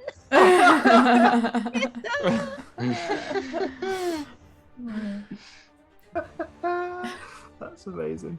Right, what I would like, what I'm going to give you because of the thing that was done, is rather than rolling on the long-term madness, is I'm going to change that to an indefinite madness Oh, we're not going that way, all right? Okay. Mm-hmm. because that feels like a fair response to you purposefully drinking the fluid that you've yeah, but- seen used to and had a significant effect on Neurali already, as But- well as all of the But people that's who have not come out of the that's goop. not what the madness told me. The madness told me drink Eat something. nasty Yeah. stuff, and Randall was like, "There's nasty stuff in there, and I gotta have it." True. So I feel like the okay, all right. This He didn't say, "Oh, All unless right, it's okay. too nasty," You- and just then give me- in that case, right. You developed gotta a taste give for me the a stuff. second. This is one of the rare opportunities where I, as a DM, need to take 5 to think of Bio break? what the fuck I'm gonna do to your character that is balanced, fair, and proportional. So why don't we have a bio break whilst I That's a think great about idea. that? Yeah. Excellent. So fucking hell. Hey DMs, do your characters ever dunk their head in a bunch of delete your memory juice? hey, why you basically forced my hand. You could have had anything. You could have you could have had a small scoop. A small scoop would have been nothing. You dunked your head and started guzzling. That's said, true. You did like, smash your head in the. The description was you have to eat stuff. You can't like as much as you can. It's like an urge you can't resist in any way whatsoever. got a So this hunger. makes sense. I say it makes sense too. Yeah. I mean, I'm not saying that it doesn't make sense. I'm just saying that my reaction, the consequences need He's- to be proportional. Yeah, he's not punishing you. He's I'm not saying that like punishing you're you, I'm consuming just- a large amount of the You're consuming I a know, large amount that's of fine. forget me juice. Give me juice. Yeah, we're gonna have 2 party members with amnesia after this.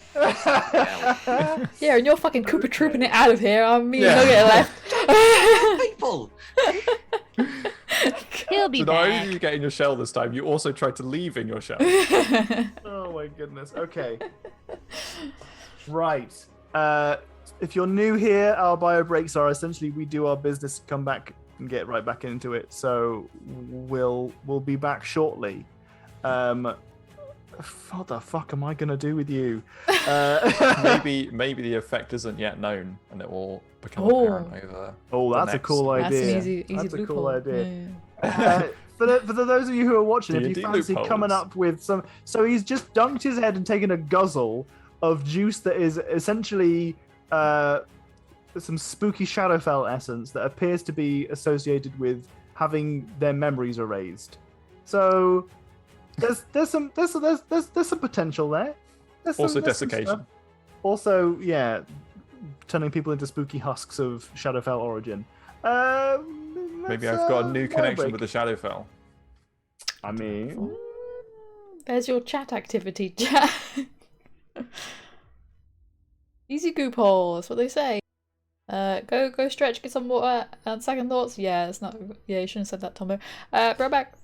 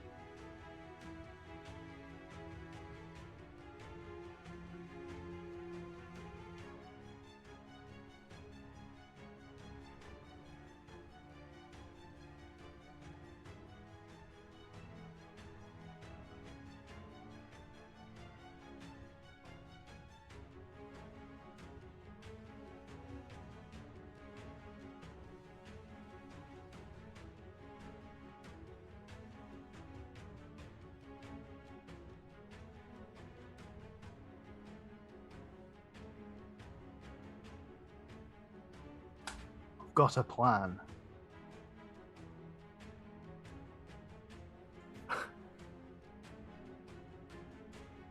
Hello. Hello.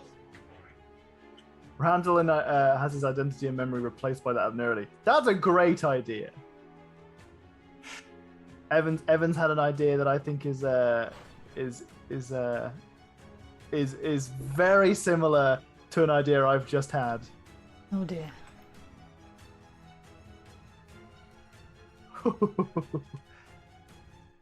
I've got a cool idea.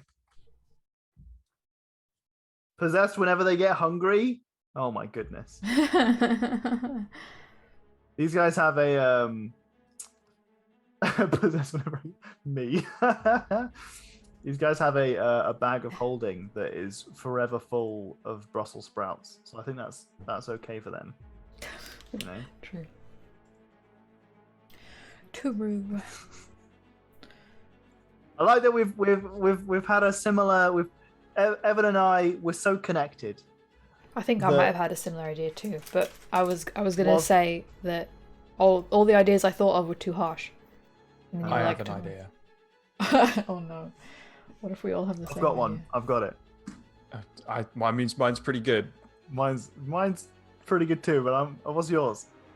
So they're like there's something from the Shadowfell that's been trying to delete Caspian Kinshire, right? And maybe so far it's not really paid much attention to Randall, but this stuff is like innately connected to the Shadowfell, and it's just like it's like lighting a beacon, and it's like imagine like Eye of Sauron is just like something like boop. And then maybe it has some kind of like semi like warlock type connection to Randall, where if like sometimes maybe he can't do the things he wants to do, you know, maybe it, you know. I love you, Docs. I love you. That's a brilliant idea. You've also hit on so many things that I've also come up with. And apparently at the same time, Evan's been thinking of a couple of different things. We're gonna hash this out when Katie gets back. It's gonna be good. It's gonna be good. Oh, that's a great idea, though. Wow, what a big brain. It's the toilet, man. You know, you gotta just go. Literally, I was peeing. I was peeing, and all these ideas came to me. Damn, that's a good one. Okay, all right.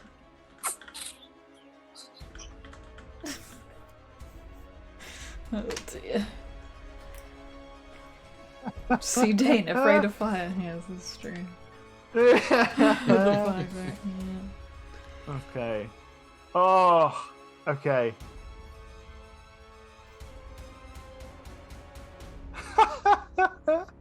Okay. What can I do? Shit.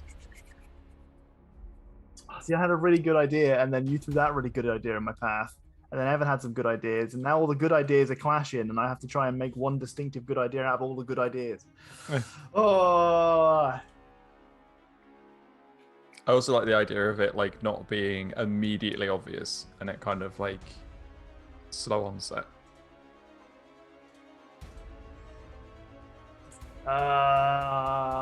Difficulty with slow burn things is remembering them. That's true. This is a very intense BioBreak soundtrack. Well, I mean, there's a very intense bio break going on, you know. Wow. I'd say D&D went better for me today than it did for Docs. I don't know. I like having, like, I wouldn't have done that if I didn't want some weird shit to happen, you know. Yeah, exactly. Docs is very good at rolling with the punches to make story happen, or to make weird shit happen. Quite often, not the story. I suspect you probably wouldn't have done that were this combat going a little bit worse. You got a kitty? Oh, what, in D&D? Got a D&D kitty? Aw, that's cute. Tell us more about your D&D kitty. At length.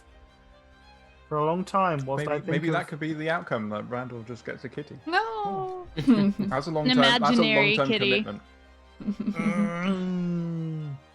that no one else can see and are really confused as to why he keeps referring to it and is like petting it and stuff. Oh my goodness. Okay. Shit. Okay, so we've had, whilst Katie's away, we've had a bunch of really good ideas tossed about. Oh. Okay. I think I might throw in maybe some slow burn stuff that's not apparent immediately, but I've got an immediate idea. Okay, so we're back We're back. from our bio breaks. I'm going to describe to you what happens. You dunk your head in this vat and you start guzzling. You go start guzzling away, drinking up as much of this bad no memory juice as you possibly can. And It just tastes so good. It's just so satisfying. The texture is what it's like jelly. Oh. You know, It coats your mouth. whilst it's in Great the mouthfeel. vat, it's like it's got that mouthfeel of jelly. But the second it comes out, it's like kind of porous and viscous. But anyway, this kitty. Oh, cute. It's very cute. That's very cute. Damn, that's very cute. Okay. Yes, we are definitely having a very different D&D experience. This is the runoff of a Halloween style spooky game as well. So you have a vivid image. You have a vivid image of yourself on a farm. You see your mum, your dad, and you see at the steps of your farmhouse a knight clad in armor, holding some. They've got some tattered kind of cloth garments that you see that have been torn by battle, and you can see that they have a holy symbol around their neck of Selune. You can see that he kneels down at the bottom of the staircase and he brings out something from his satchel and he holds up a gift. It's your birthday. You're opening a present and it's your uncle. And he's just giving you a present. And it's wonderful. And then another scene unfolds in front of you and you're in Nesmith. But you're maybe 9 years old, 8 or 9 years old. You're walking through Nesmith with your family. You're at the market down the center of the town, and you walk past a statue that's being just made of Caspian Kinshire, some local hero. Another scene unfolds, and you see yourself in a large manor. You and your family are all sat around with some other knights that you don't quite recognize, but the meal's real good. And there's kind of a slightly older man who seems to be very gentle and kind of serving up plenty of food for everybody. Is there a dog? There is a dog, a puppy, that laps at your heel, and you toyfully throw some food aside for them to fetch with.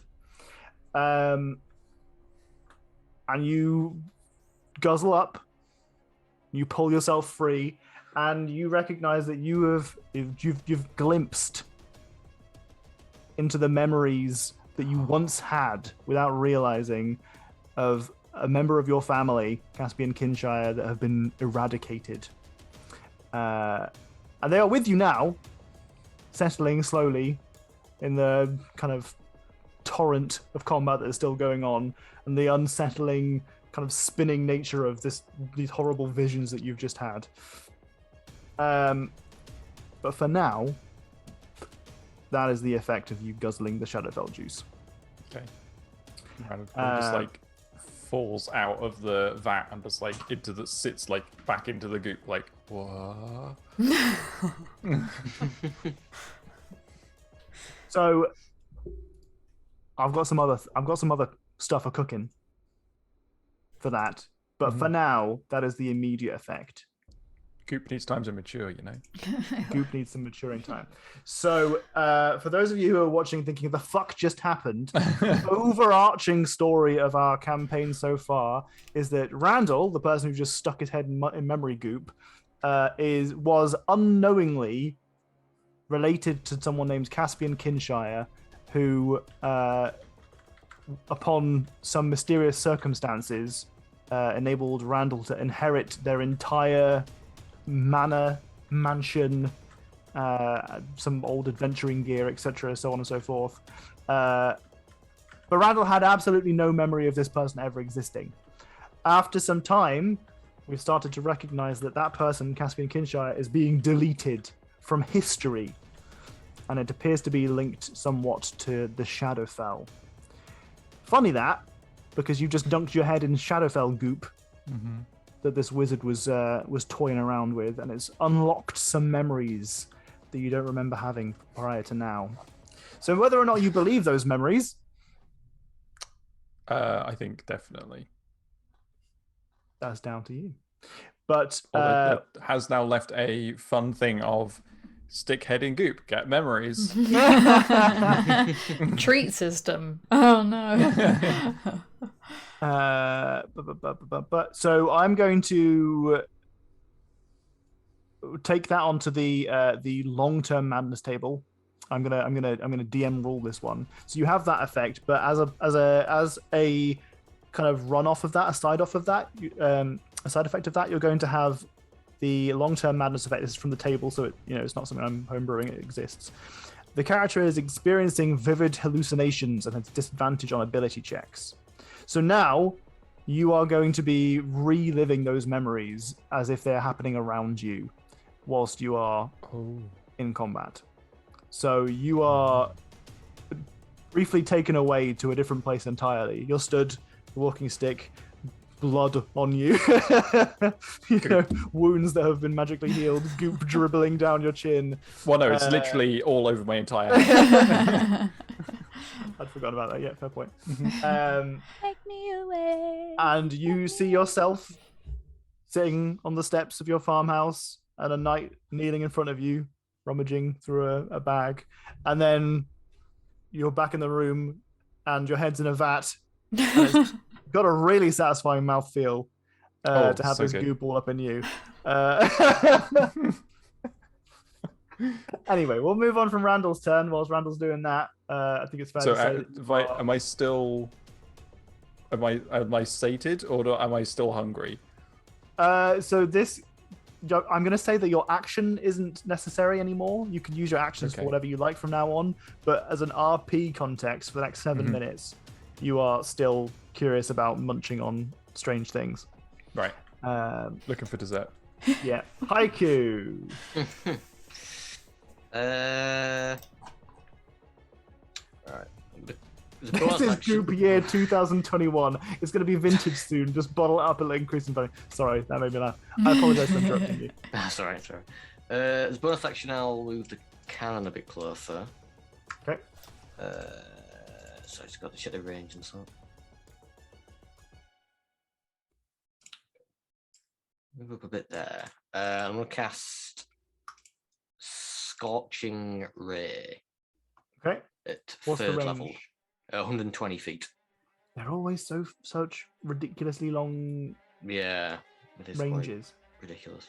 So I'll cast it at third level, so I get 4. Yeah. Okay. Yeah. Pew, pew, pew, pew, pew. Do I get disadvantage on these? Yes. Because this isn't your turret, is it? This isn't Yeah. your fun turret.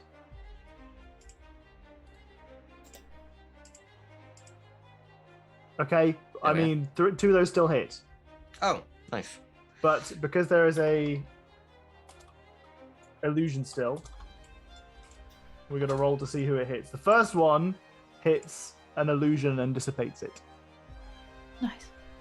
The Nice. second one, there is only one person to hit. So it lands and it hits the remaining wizard wizard standing in front of you. He's looking real concerned. He's looking real upset and frustrated at these, adventures that have just stormed in here. Is there anything else you'd like to do your turn? No, that's done. Okay. Haiku's just returned to the scene after blasting down the door and allowing nearly an escape. Spellcaster Extreme Extraordinaire gonna have their go. The only person really that they have in front of them is Nugget, because Randall's just I'm fucking there Delta as well, split. but, yeah. Sorry, Oro's Nugget and Oro. because Randall's just Delta split. Delta Use that. No, I didn't yet. Okay. In which case, love you. This can't be good. We were playing Among Us yesterday, and do you want to describe it whilst I look up the spell? Tom was doing the downloading task, so he was in the middle of a very long task. I walk into we the had room. proximity chat on. Yeah, we had proximity chat on. So Tom was going, "Don't kill me, don't kill me, don't kill me," as I came in the room, and I just went, I like whispered it. I went, "I love you," and I killed him. And then Jack walked in immediately and outed me as the killer. So it wasn't good, quite but it enough was of a funny. Okay, could we have Constitution saving throws from both Nugget and Oro? Yes. That's Oro's Nugget. Okay, those are 2 failures. Can I use a D6 on my one? Yes.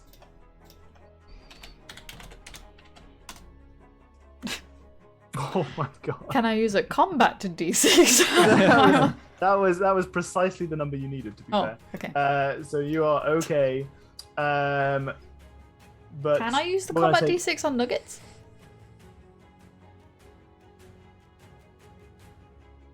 Yes. Tom.exe is not responding. 3. All right, Nugget failed. Damn it. Right, so you're going to take half damage. Nugget's going to take full damage. As I can finally cast spells because Nerly's not here. As a cone of cold erupts from the wizard in a large radius that covers only you two because everyone else is fucking gone. You take 30 points of damage if you fail, and half of that if you succeed. So Nugget takes 30 points of damage. You take 15. Nugget is on how much in total? 3. Do you still have the temp health for my thing familiar? Yeah, well, it's gone now, but yeah. Okay, so checking. That's a lot of damage. That's Did a lot Nugget of get it? damage. Yeah, no, everyone got did. Yeah, it was everyone but me. I didn't give it to Every- Nugget then. So it's +6 for Nugget. There you go. Woohoo! Yeah. Okay, All right. looking slightly better. He kind of says to you, "They're all running away, are they? They're all cowards. You're going to die here in little goblin pieces. I'm going to take your skin and I'm going to draw all of my arcane sigils on it. The Dark Mistress will appreciate yours most." It's your turn. Okay, big man. Sure. Okay, big man.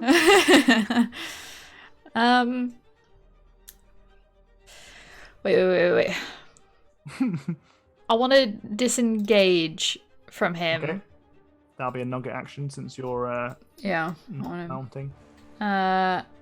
And do my crossbow.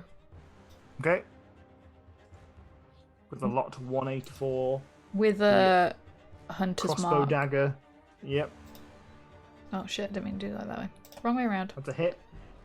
Hunter's mark 3. And a sneak Ooh. attack? Yes, I guess so. Do you have to be adjacent to get the swashbuckler though?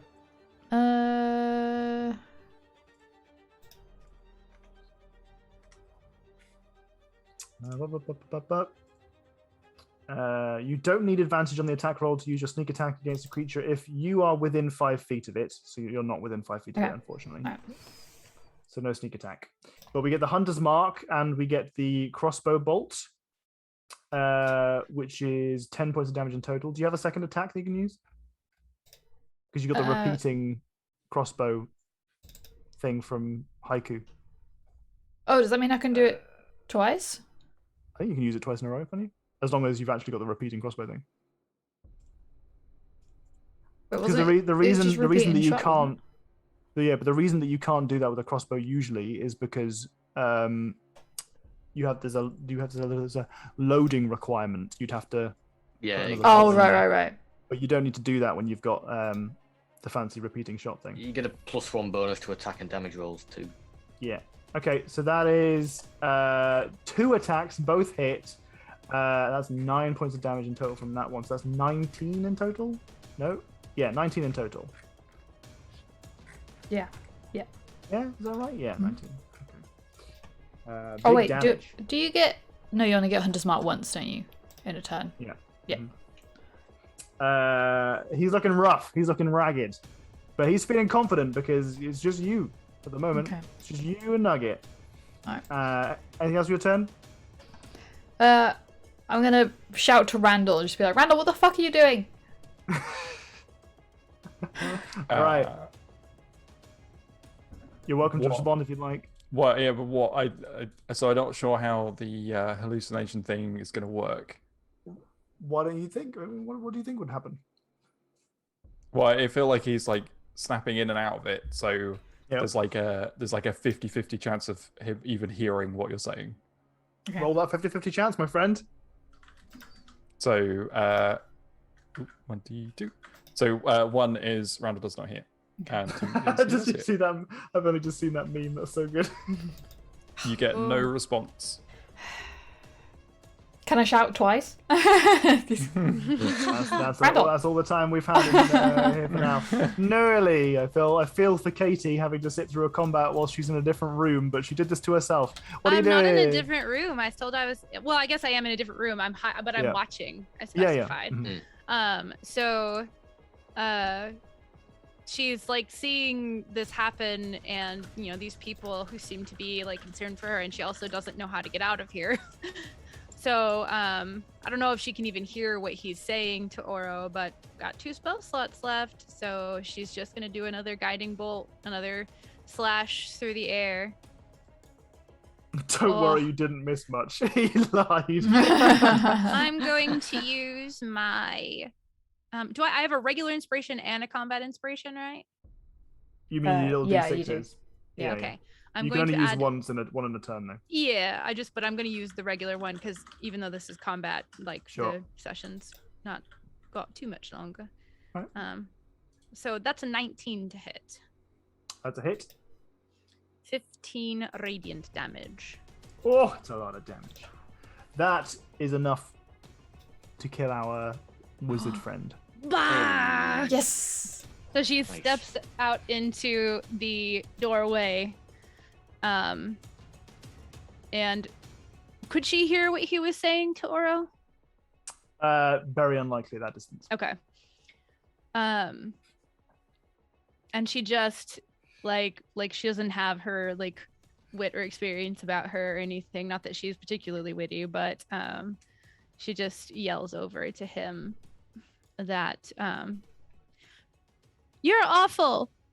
This is horrible.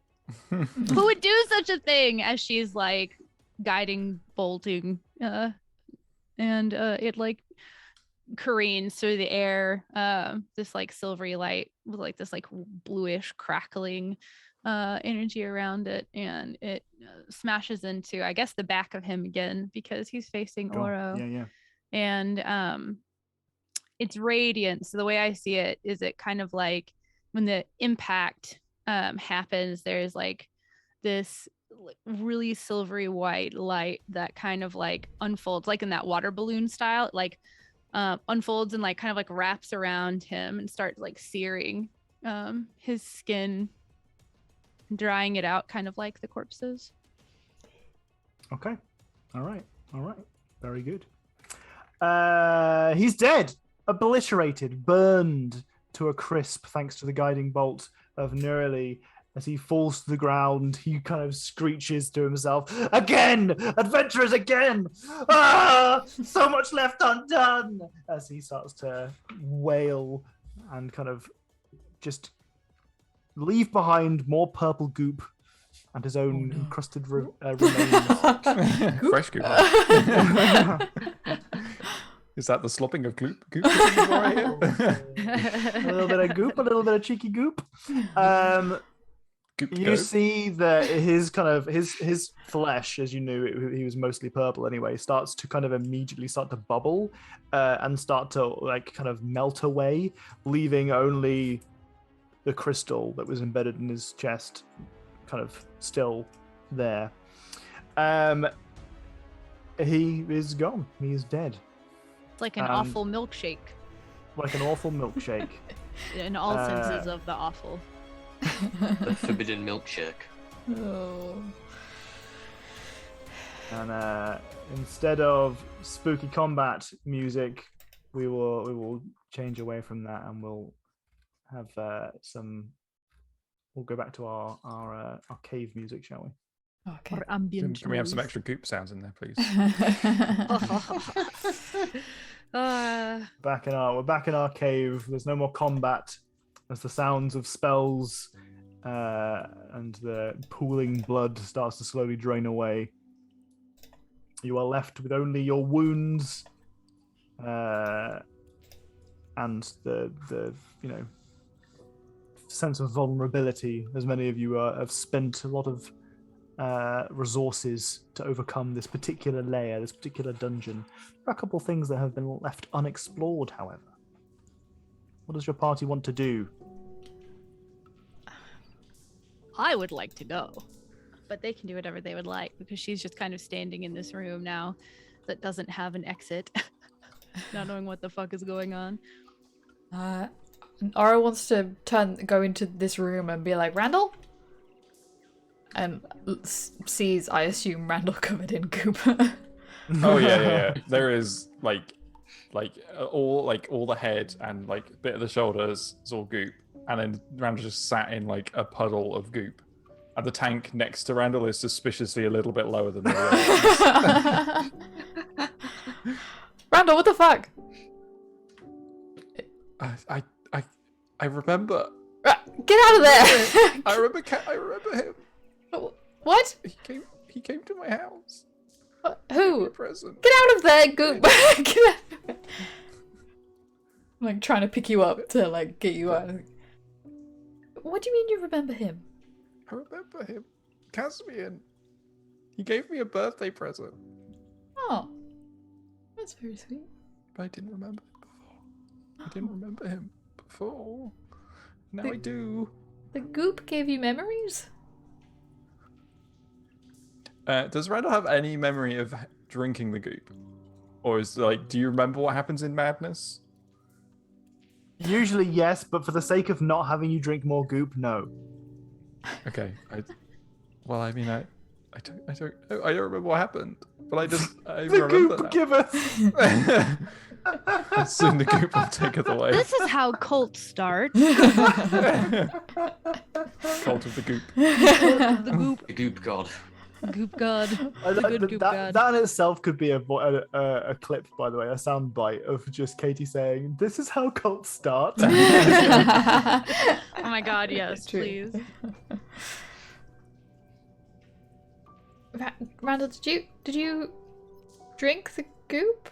Randall's eyes just like glaze over. And he's just staring straight ahead. And Oro heard slurping sounds, right, from the other room. Some slurping at the beginning. Okay. Possibly. Before the main slurping. Okay, the main slurping. Caspian, look at me! Yeah. Uncle Casp, look at me! Oh no. Okay. I'm trying. Does Randall get up if I'm like beckoning him to get up and like trying to drag his arms? Yeah, he probably would be like. It's like he's in a trance and it's just like not. Okay. Oh my god, maybe he thinks Oro's Caspian right now. It was me all along. This is how we find out about Oro's double life. You're not sure that I remember. Uncle Casp. Well, strange things happen, you know, with the goop. When's your statue gonna be done? Oh no. Okay, she looks back out of here. Hi, goop. What? Randall drank the goop, I think. I'm pretty sure he drank the goop. Can we have Is he- milkshakes again, Caspian? Is he okay? I don't think he's okay. I'll I come like over. the I'll come over. milkshakes and the hot chocolate.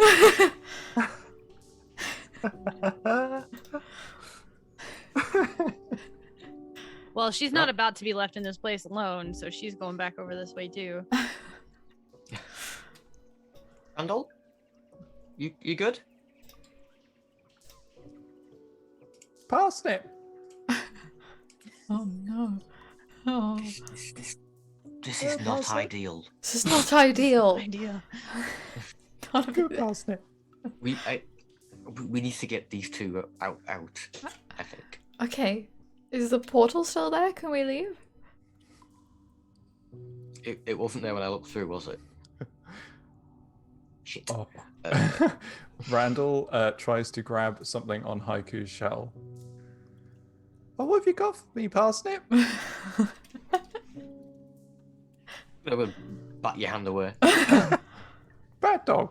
That's me. You call me. Oh, okay. Everything's fine. I'm also sobbing, by the way, because I've walked through scared to be alone and then noticed all the creatures hanging from hooks and is just standing there, like, hands over her face, like, just sobbing quietly as she's looking at it, terrified. How can we need to leave? All right. Bit What, my hand. on the shell. We're getting out of here. Are you putting Randall on the shell? Yeah. Both of it possible, but I probably too much. I think at this point, since it's only a 7-minute madness, I imagine Randall coming to whilst mounted on the shell. Mhm. Oh my god. How are you getting Randall on the shell? On top of everything or like sitting like There's plenty to grab. Okay. You can use Nugget as a step up if you need to step up. Nah. Okay. Okay, so like somewhere on the way out, Randall just Well, I wakes mean, up. just a few moments later, as you start kind of like you've now just got Randall on.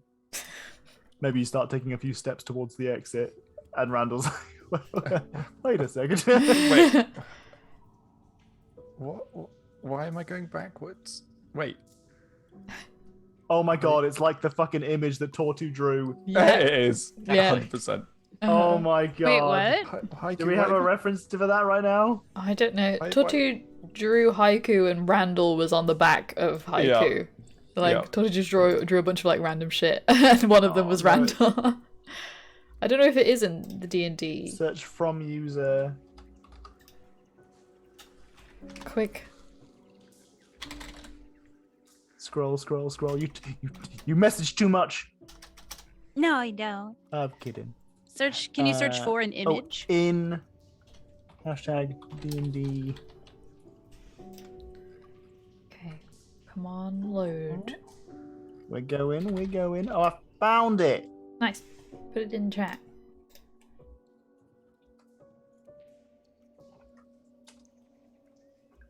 Hopefully that works for everyone. Oh my god. So good. Excellent. I remember that. Oh god, that's so good. It's such a convenient thing to have that drawn for us. Thank you very much, Migu. As always. 10 out of 10 isn't that foresight. such a great... Why did I write boobs on the flag? The gift of prophecy from George. Right? I like to imagine exactly this. You've been tucked away in some bag or something, like tied up or something, and you kind of just wake up, come to out of your hallucinations. Why have you collected me, Haiku? Yeah. You good? You good now? You okay? Yeah. Who am I? Haiku. Who am I? How many fingers am I holding up? Oh, all right. How many fingers are you holding up? Three? Three. Okay. There might have been some more that were off the camera there. We didn't see all the hands. I think it was It's fine. intentionally the it's turtle just- hand with the I'm gonna like I'm gonna like snip a rope at the front of me, and then you hear like a whistle, and then Randall falls off. Oh, Randall, you okay? yeah. What happened? What was the last thing you remember? The dude touched me inside me. Excuse me? He like What I dude? don't know, like Oh, the- the bad boy. the dude. Yeah, Like, yeah, yeah. You know, I you know, assume- you I know assume- for out, like out of context, etc. You know the spell that Nerily counterspelled that was going to be casting you was going to be banishment. We were going to have another Dane chance. Amazing. Just every character Docs ever plays gets banished at some point. But didn't Dane banish themselves? Like he banished himself, right? No, he got plain Did he get shifted. banned? Oh, all right then. Yeah, he got plain Yeah, shifted. yeah. It was He also a bit of banished a- himself. He did. He had multiple times. Like, I need a timeout. Boop. Anyway, apologies for interrupting that RP moment. Continue. So the last thing you remember is him touching you? I think so. Why is that funny? I don't remember anything. You Why am I sticky? we think you drank some of the goop. I don't quite know how you manage it though. I mean, none of the tank isn't broke.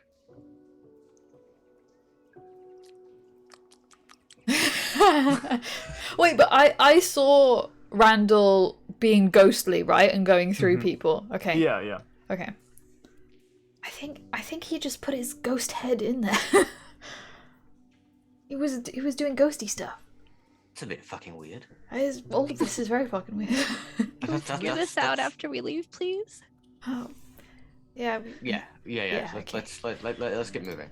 Okay. Well, if the portal's closed, should we have a look down here? See what's down here? Where is she like talking This- about? When like she this says way. something? Oh, Down here. okay. Oh, put back on the. Maybe Nerily just needs like a cup of hot chocolate, a blanket, and to stay in one room whilst everyone else For does real. Do you want some shell time?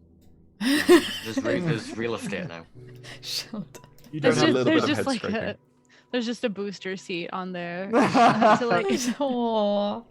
If you need a timeout. yeah, the total I love it. timeout. total timeout. Oh, they could be like you could have two like little prongs that come out and a little hammock at the back. Oh. I like that. We could just have little naps. Just like a mini wallet. bassinet hammock.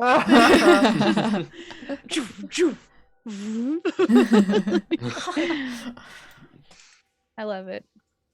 Did Haiku actually ask if she wants shell time, or is that a joke? It's fine No, either way. She would no, just I asked- react, obviously. Okay. I don't know what that means. You can hop on the shell if you don't want to walk. If it feels safer. Okay. And you can have my jacket as a little blanket if you want, and just be there for a bit. Okay. Okay. Tiny little Oro jacket. Just like barely. just holding. Like I do like this. She's just gonna like, I don't know how you're gonna sit her on there, but like just literally holding a jacket.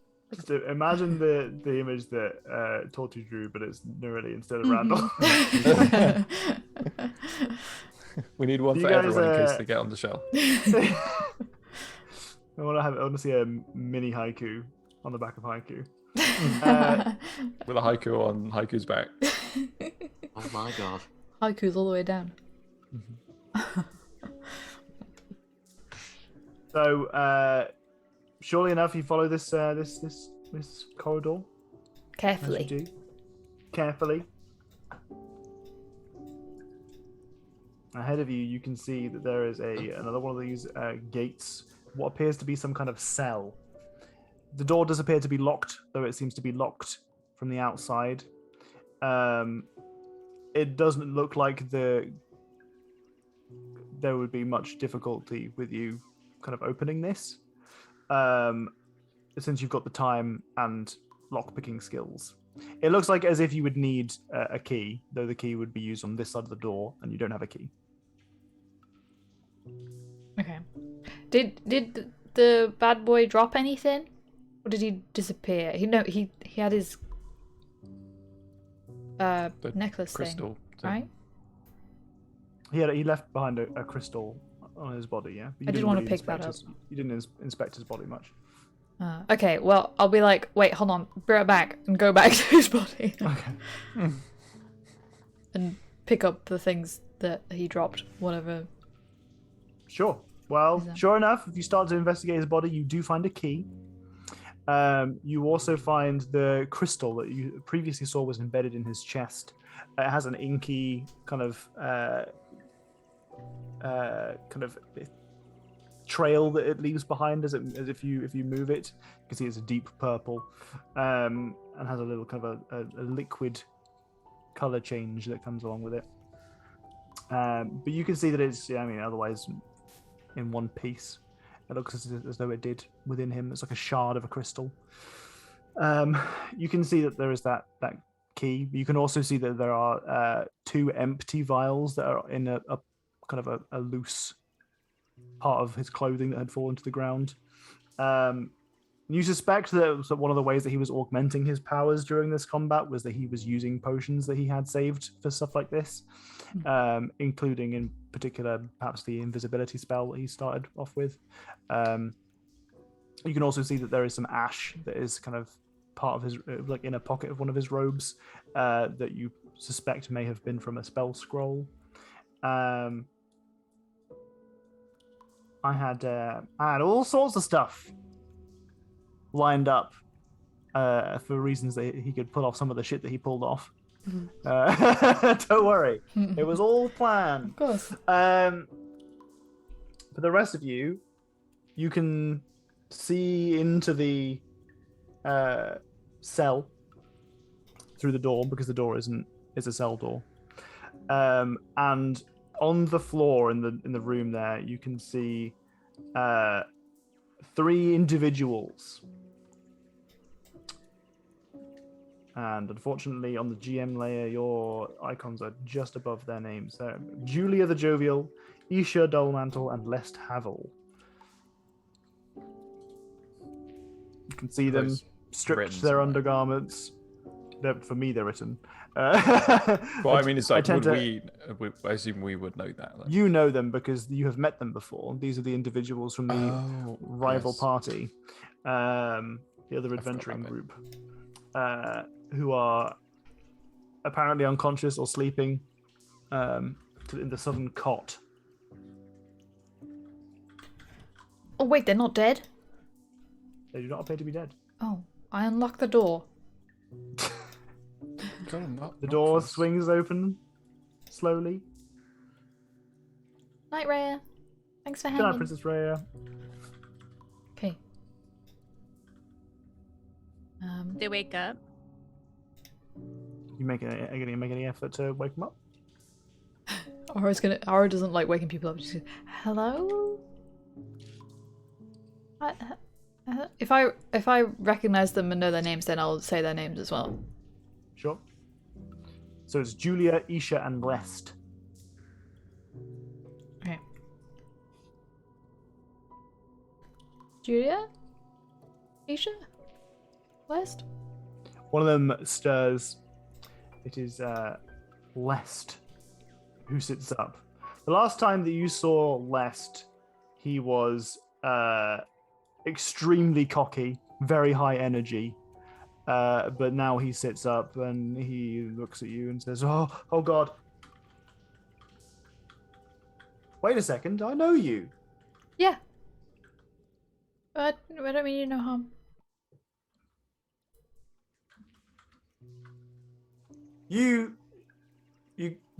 Are you with the wizard? No, we just killed the wizard. You killed the wizard? Yeah. Let's fucking get the fuck out of here. Fucking hell. Fucking fuck. Let's leave. Yeah. Julia, Isha. He starts to kind of shove his companions. Julia? He starts shaking her. Julia? I'm spent. I've got nothing. Do you guys have any Anything? Nobody's talking, but she muted. She's Oh, still you're still muted muted. somehow. Still muting. She Doubly double muted herself. They see me talking. What the heck? Okay. But I'm Climbing down muted. off the shell. I can help. I can help. And I'll kind of like hand Oro her little jacket back for a second and kneel down, and I'll use my actually I'm not gonna use my last level 1 spell just yet. I'm just going to put my hands on her and use my healing hands, and she'll hopefully regain 9 hit points. And just this one looks completely different than her other magic. Sure. This one, actually, Tom, I don't know if I would know how this one would look right now. So, what do you think it would look like coming from? Yeah. You're gonna have to remind me its origins. Or point me to the It's what was the a- name of it? The feat, sorry. Healing hands. It's it would be connected to my guardian. Yeah. That Okay, note. okay. Yeah. Sure. I think that this may actually be very similar Okay. to your normal magics. Okay, perfect. So it's a little bit of like a silvery white light. Okay. But this is much gentler than everything else that's been happening. This requires Anything- a lot less schooling. Yeah, it's like feels so natural to her. Well, surely enough, Julia coughs.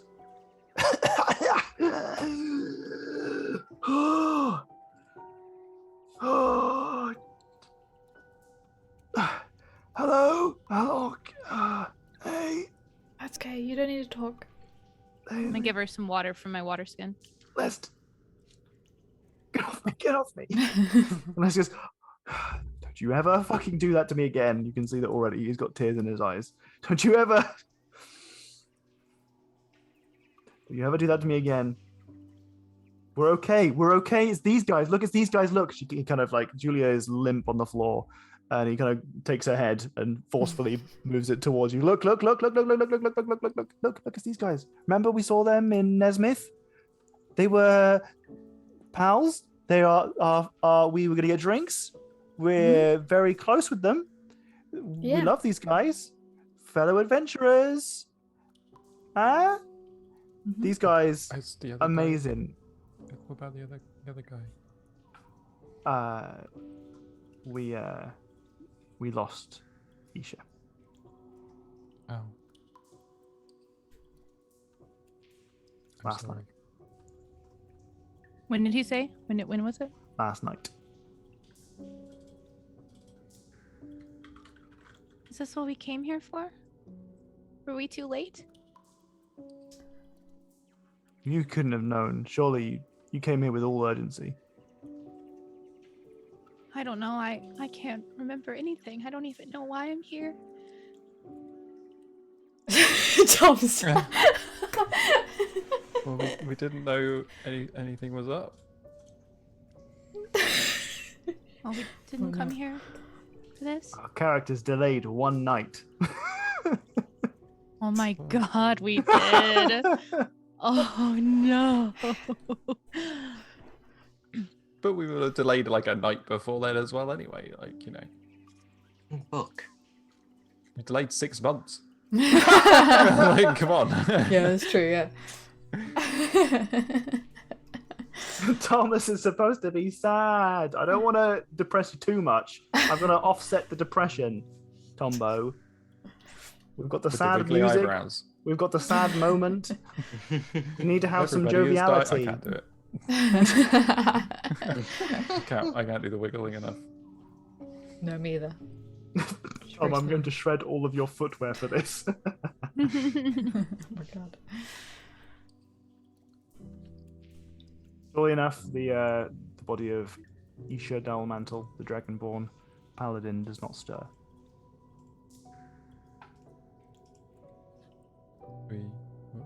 What would you like to do? We're getting out of this business. But what about Isha?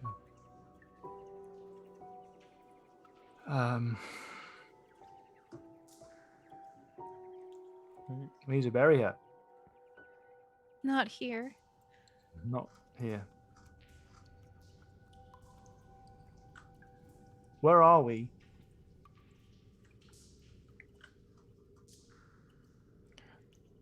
Oh, mouth moving there. I can hear Jenny? you. I can hear you. Not then, but I could hear you talking earlier. Yeah. Was Jenny talking? I didn't say anything. I was about to. Oh, okay. Your lips moved slightly, and I was like, what? Randall was about to say something. Yeah, what are you about?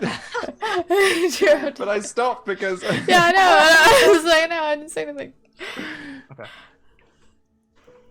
We need to get out of here. We need to get out of here. We need to get out of here. Yeah.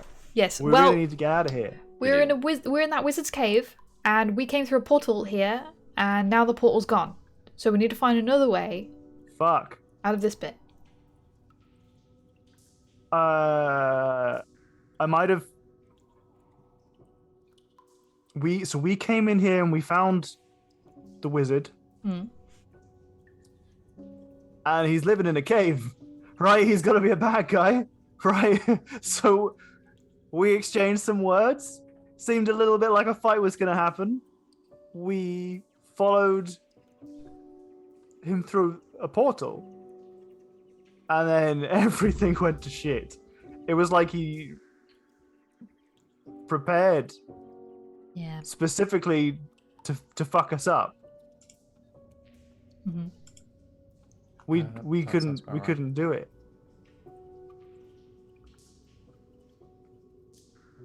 Yeah, he was ready. He took us out. The next thing I remember is we were here, but I do recall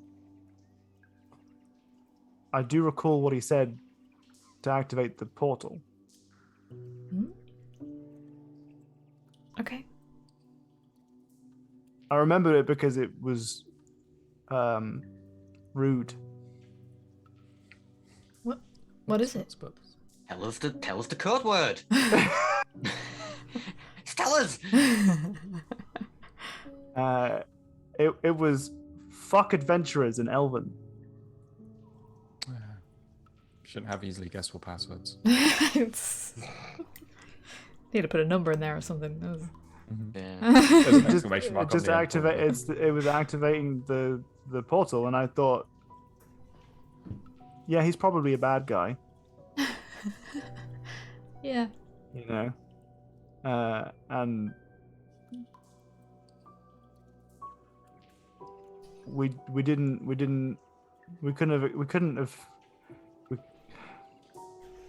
shouldn't have gone through the portal. He kind of looks down at Isha. We shouldn't have gone through the portal.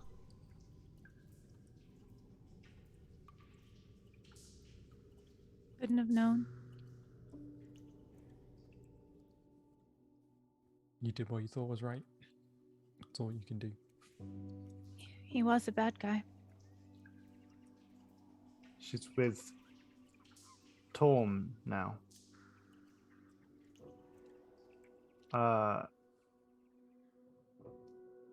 I'm done adventuring. I'm done. And he turns to Julia and he kind of turns her head towards him again. We're done. You're done too. I'm done. We're not doing any of this anymore. We're both done. This is it now. Okay? And she kind of goes, okay, babe. Yeah. Would you like a healing potion? I have a healing potion. I'll take anything you've got. I also hand over my water skin. Okay. She takes a swig, and if you give her the potion, she happily downs the entire thing.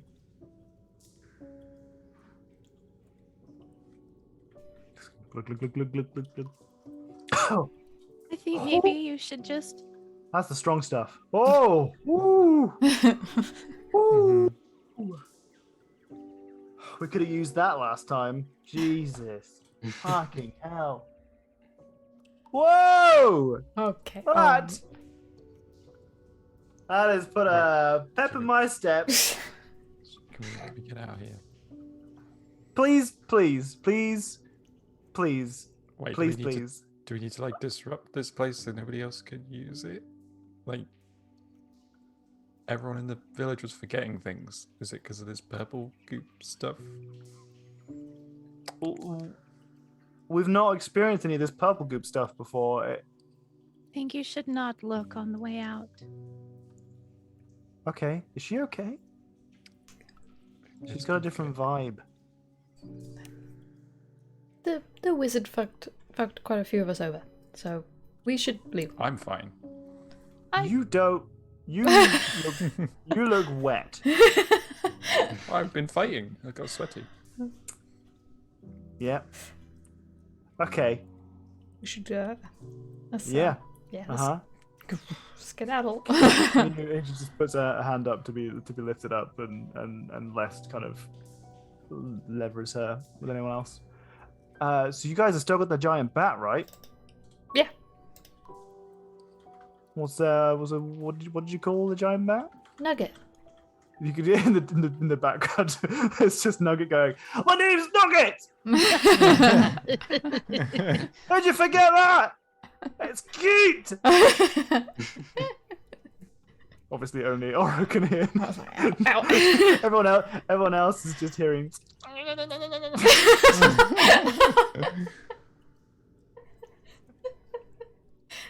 Jesus.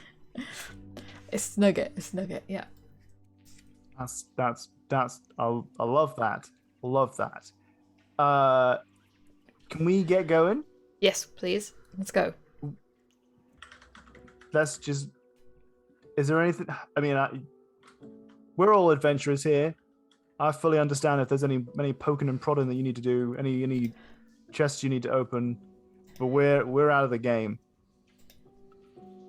I mean, we had a pretty good look here, but we'll have another look on the way out, I guess. Listen, your friend here looks like she's in a rough way. We're all in a rough way too. Maybe you guys just leave us somewhere safe for a bit, and you do whatever you need to do. I don't want to be by myself. You can be with us. We're okay.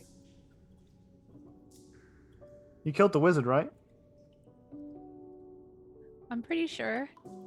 But he already came back once, he said, didn't he? Didn't he say something like that? There's some foul stench about him. He was all purple. He had some weird thing growing out of his chest.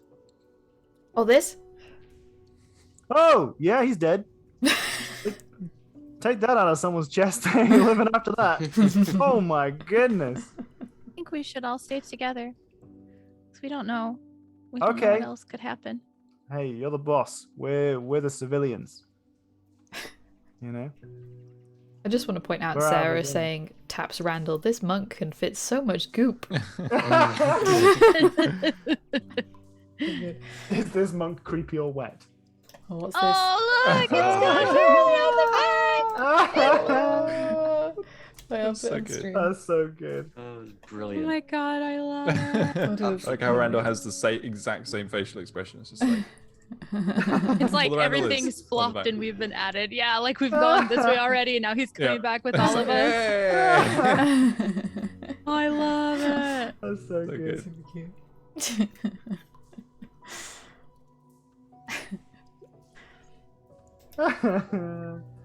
That's so good.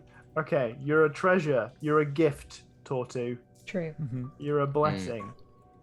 Thank you for Truly. ensuring that. So you managed to shuffle these new civvies to the hallway, kind of covering everyone's eye, directing them away from the hanging bodies. These guys are carrying Julia's remains. Okay. As we walk off, I'm just gonna sort of lean over to Oro and go, I can't believe you didn't introduce me. Haiku, there's so much on my plate right now. I'm so sorry. Fair enough. We'll do it outside of the cave. Yeah, Okay? yeah, fine. My God. I love that. Are there any other places that you want to investigate whilst you're going through here? We can kind of do it narratively. I assume there's nothing else in this room where we found Nope. them. There that we are. need? There's nothing in there. No. Okay. Was there like a big valve somewhere? Did you say or something with like for the or like a pipe for the goop? Was there like a goop pipe? No. You can see that there are some. There's like some pipage for the goop to the vats that you could follow. Yeah. That appears to run into the laboratory that was on the southeast side. Okay.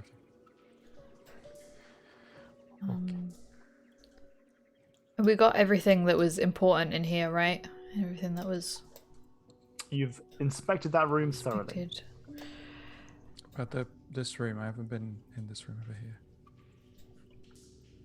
Oh, on the Yes, left. indeed. Oh, you. Yeah. Yeah, you can look in there if you'd like. Is the door open now? Yep, it's open. Far left though. Oh God.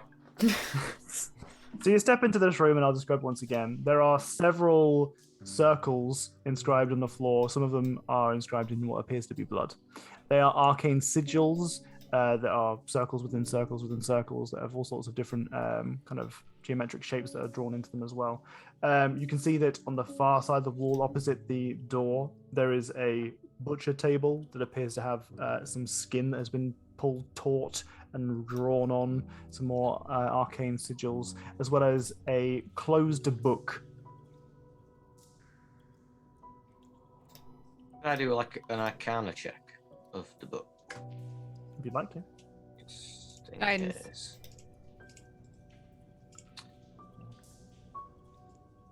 How does that guidance work as a amnesiac Mhm. sorcerer? She sees Haiku start to kind of like investigate things, and I don't think normally she'd be like, I help, give advantage, but I don't think she really can do that in this state. So it's more just like, I would like to make sure that if there's a way to destroy this place, that Haiku finds it. So just kind of like, it's a touch. So reach over, kind of like pat on the shell.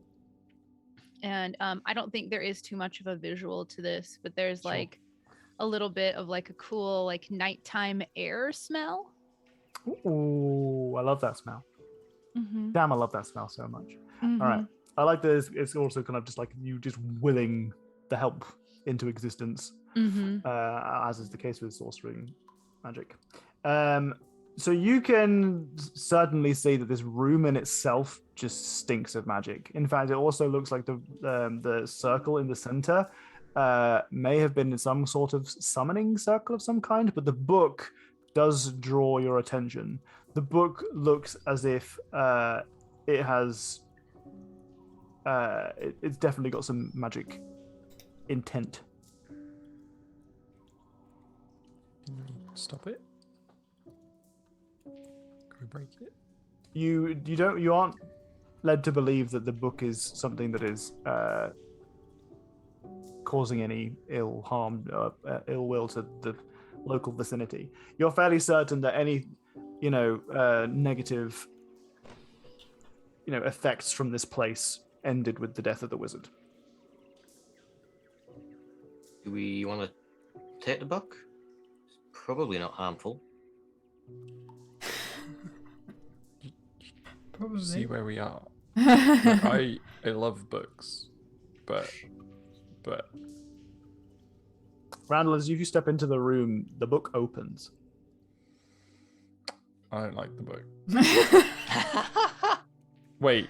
On its own accord, the front cover opens, and some of the pages start turning themselves. Randall looks away. You can't make me read Randall, you. the book is opening. Stupid, sexy book.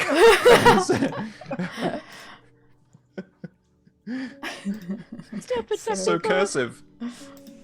It's so good.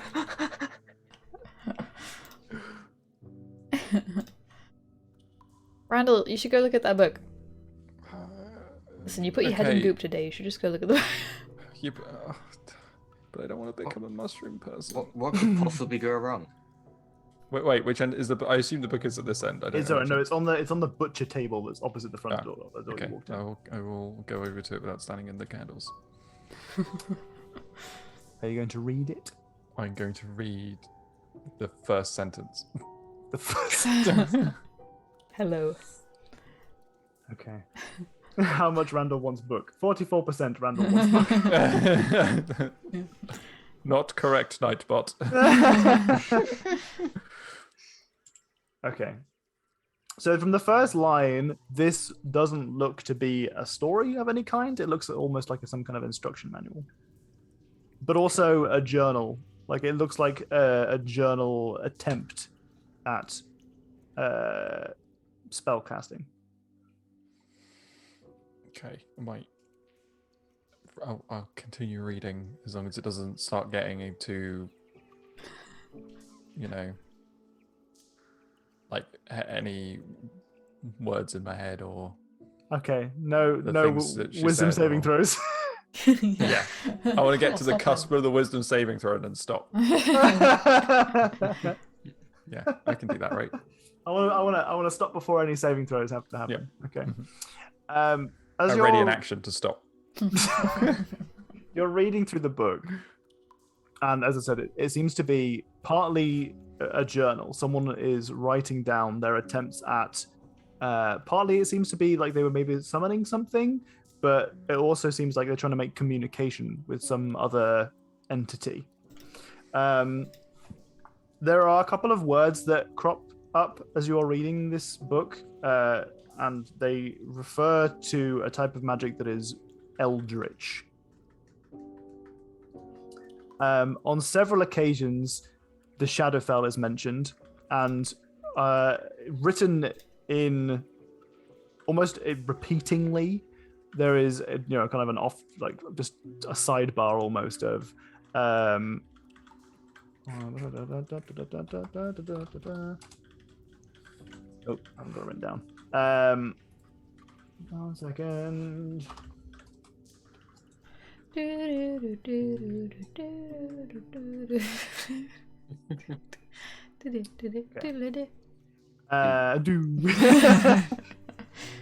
So you can see that there are several names that are written in like a sidebar. One of them says the Dark Lady. One of them says Singer of Eternal Night. One of them refers to the Nightbringer.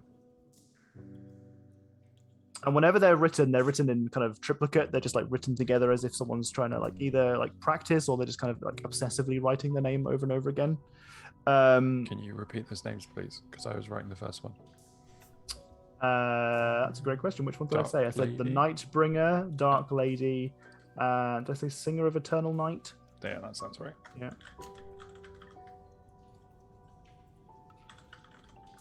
Thank you. The tome itself appears to be partly an instruction manual, but partly a journal of someone's attempts to bargain for eldritch power from a patron. Oh.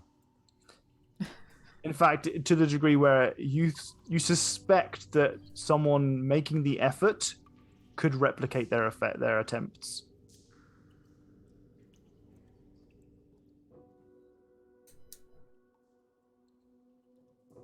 If someone was to do this, they would get some interesting rewards.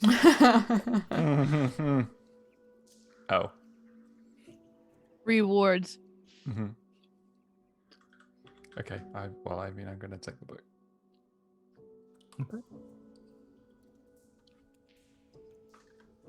I'd just like to point out that we've previously discussed about people's interests in